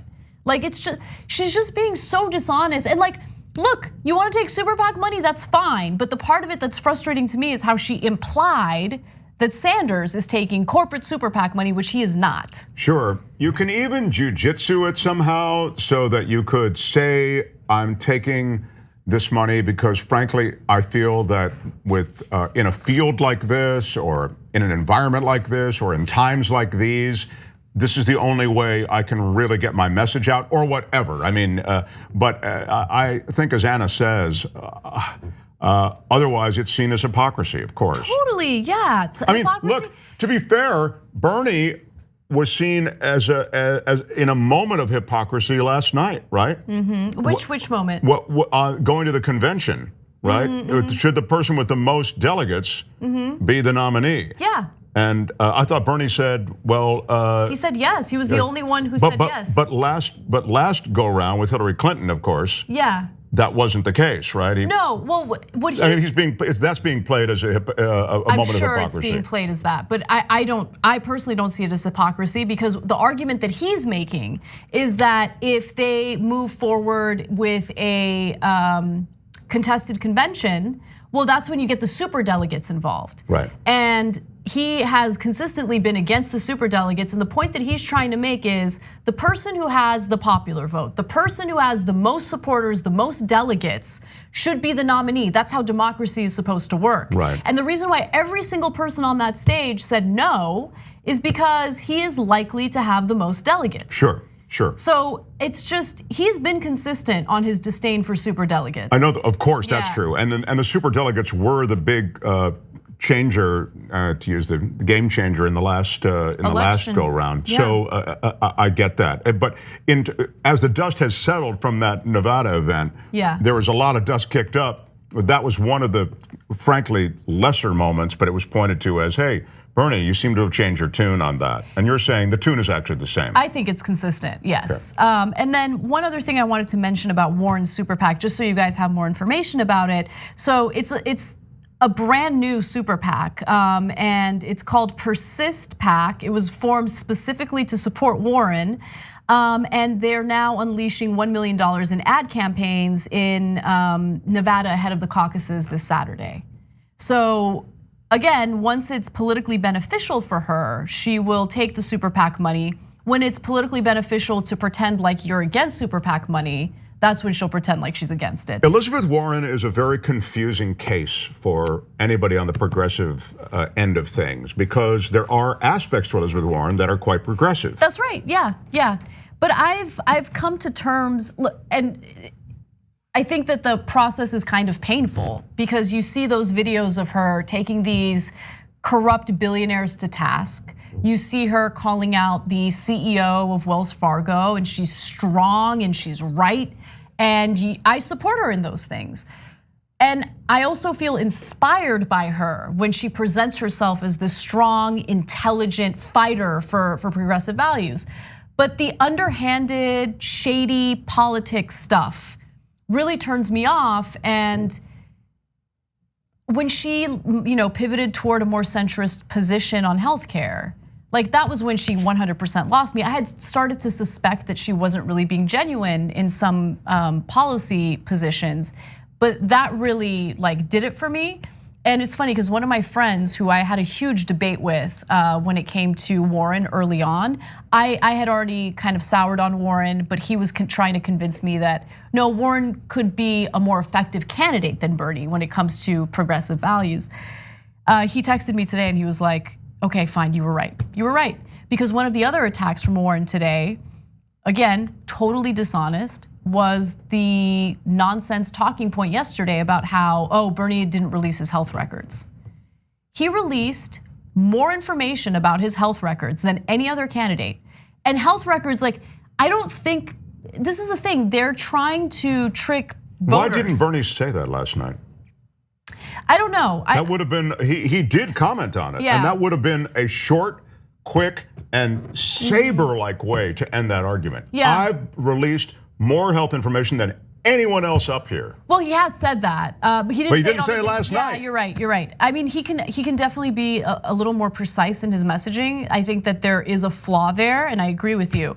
But I mean, it's just like these bad faith attacks, right? The dishonest attacks. What do people think health records are? What he released, I mean, they're just being characterized as letters. But no, they're lengthy, detailed summaries of his health signed by three different summaries, okay, which is like his health report. I love that signed Anna knows. by 3 different doctors. I love that Anna knows this because I haven't seen it.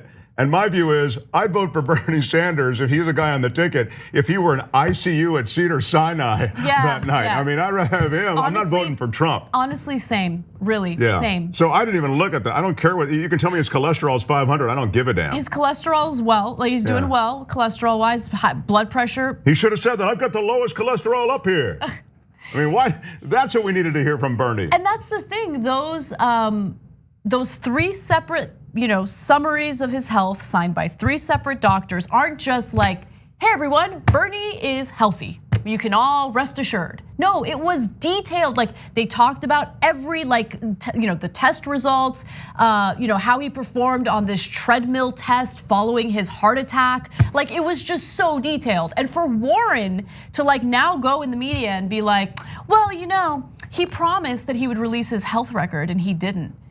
But he did. It's just that they're doing this annoying wordplay thing. Like, what do you want him to do? Like release X-rays? Do you want like a public colonoscopy? And even if he did that, they wouldn't be satisfied because it's bad faith BS. And it's so frustrating to see her play into that. Well, she wasn't the only one. I mean, Pete Buttigieg but you was expect that from Pete Buttigieg. Yeah. That's my point. Okay, all right. That's I take your point, which is, look, yeah. I mean, I don't know. And I mean, we're tempered by all of these experiences, and we kind of feel as though there'll be a courtesy extended to those who are like-minded politically. And so here we have two progressives. I mean, again, you can argue about the shades of progressiveness. But as it turns out, I mean, politics, it's a bare-knuckled game. And I don't see Bernie attacking her. No. None. Have you seen a single, dishonest attack from Bernie to Warren?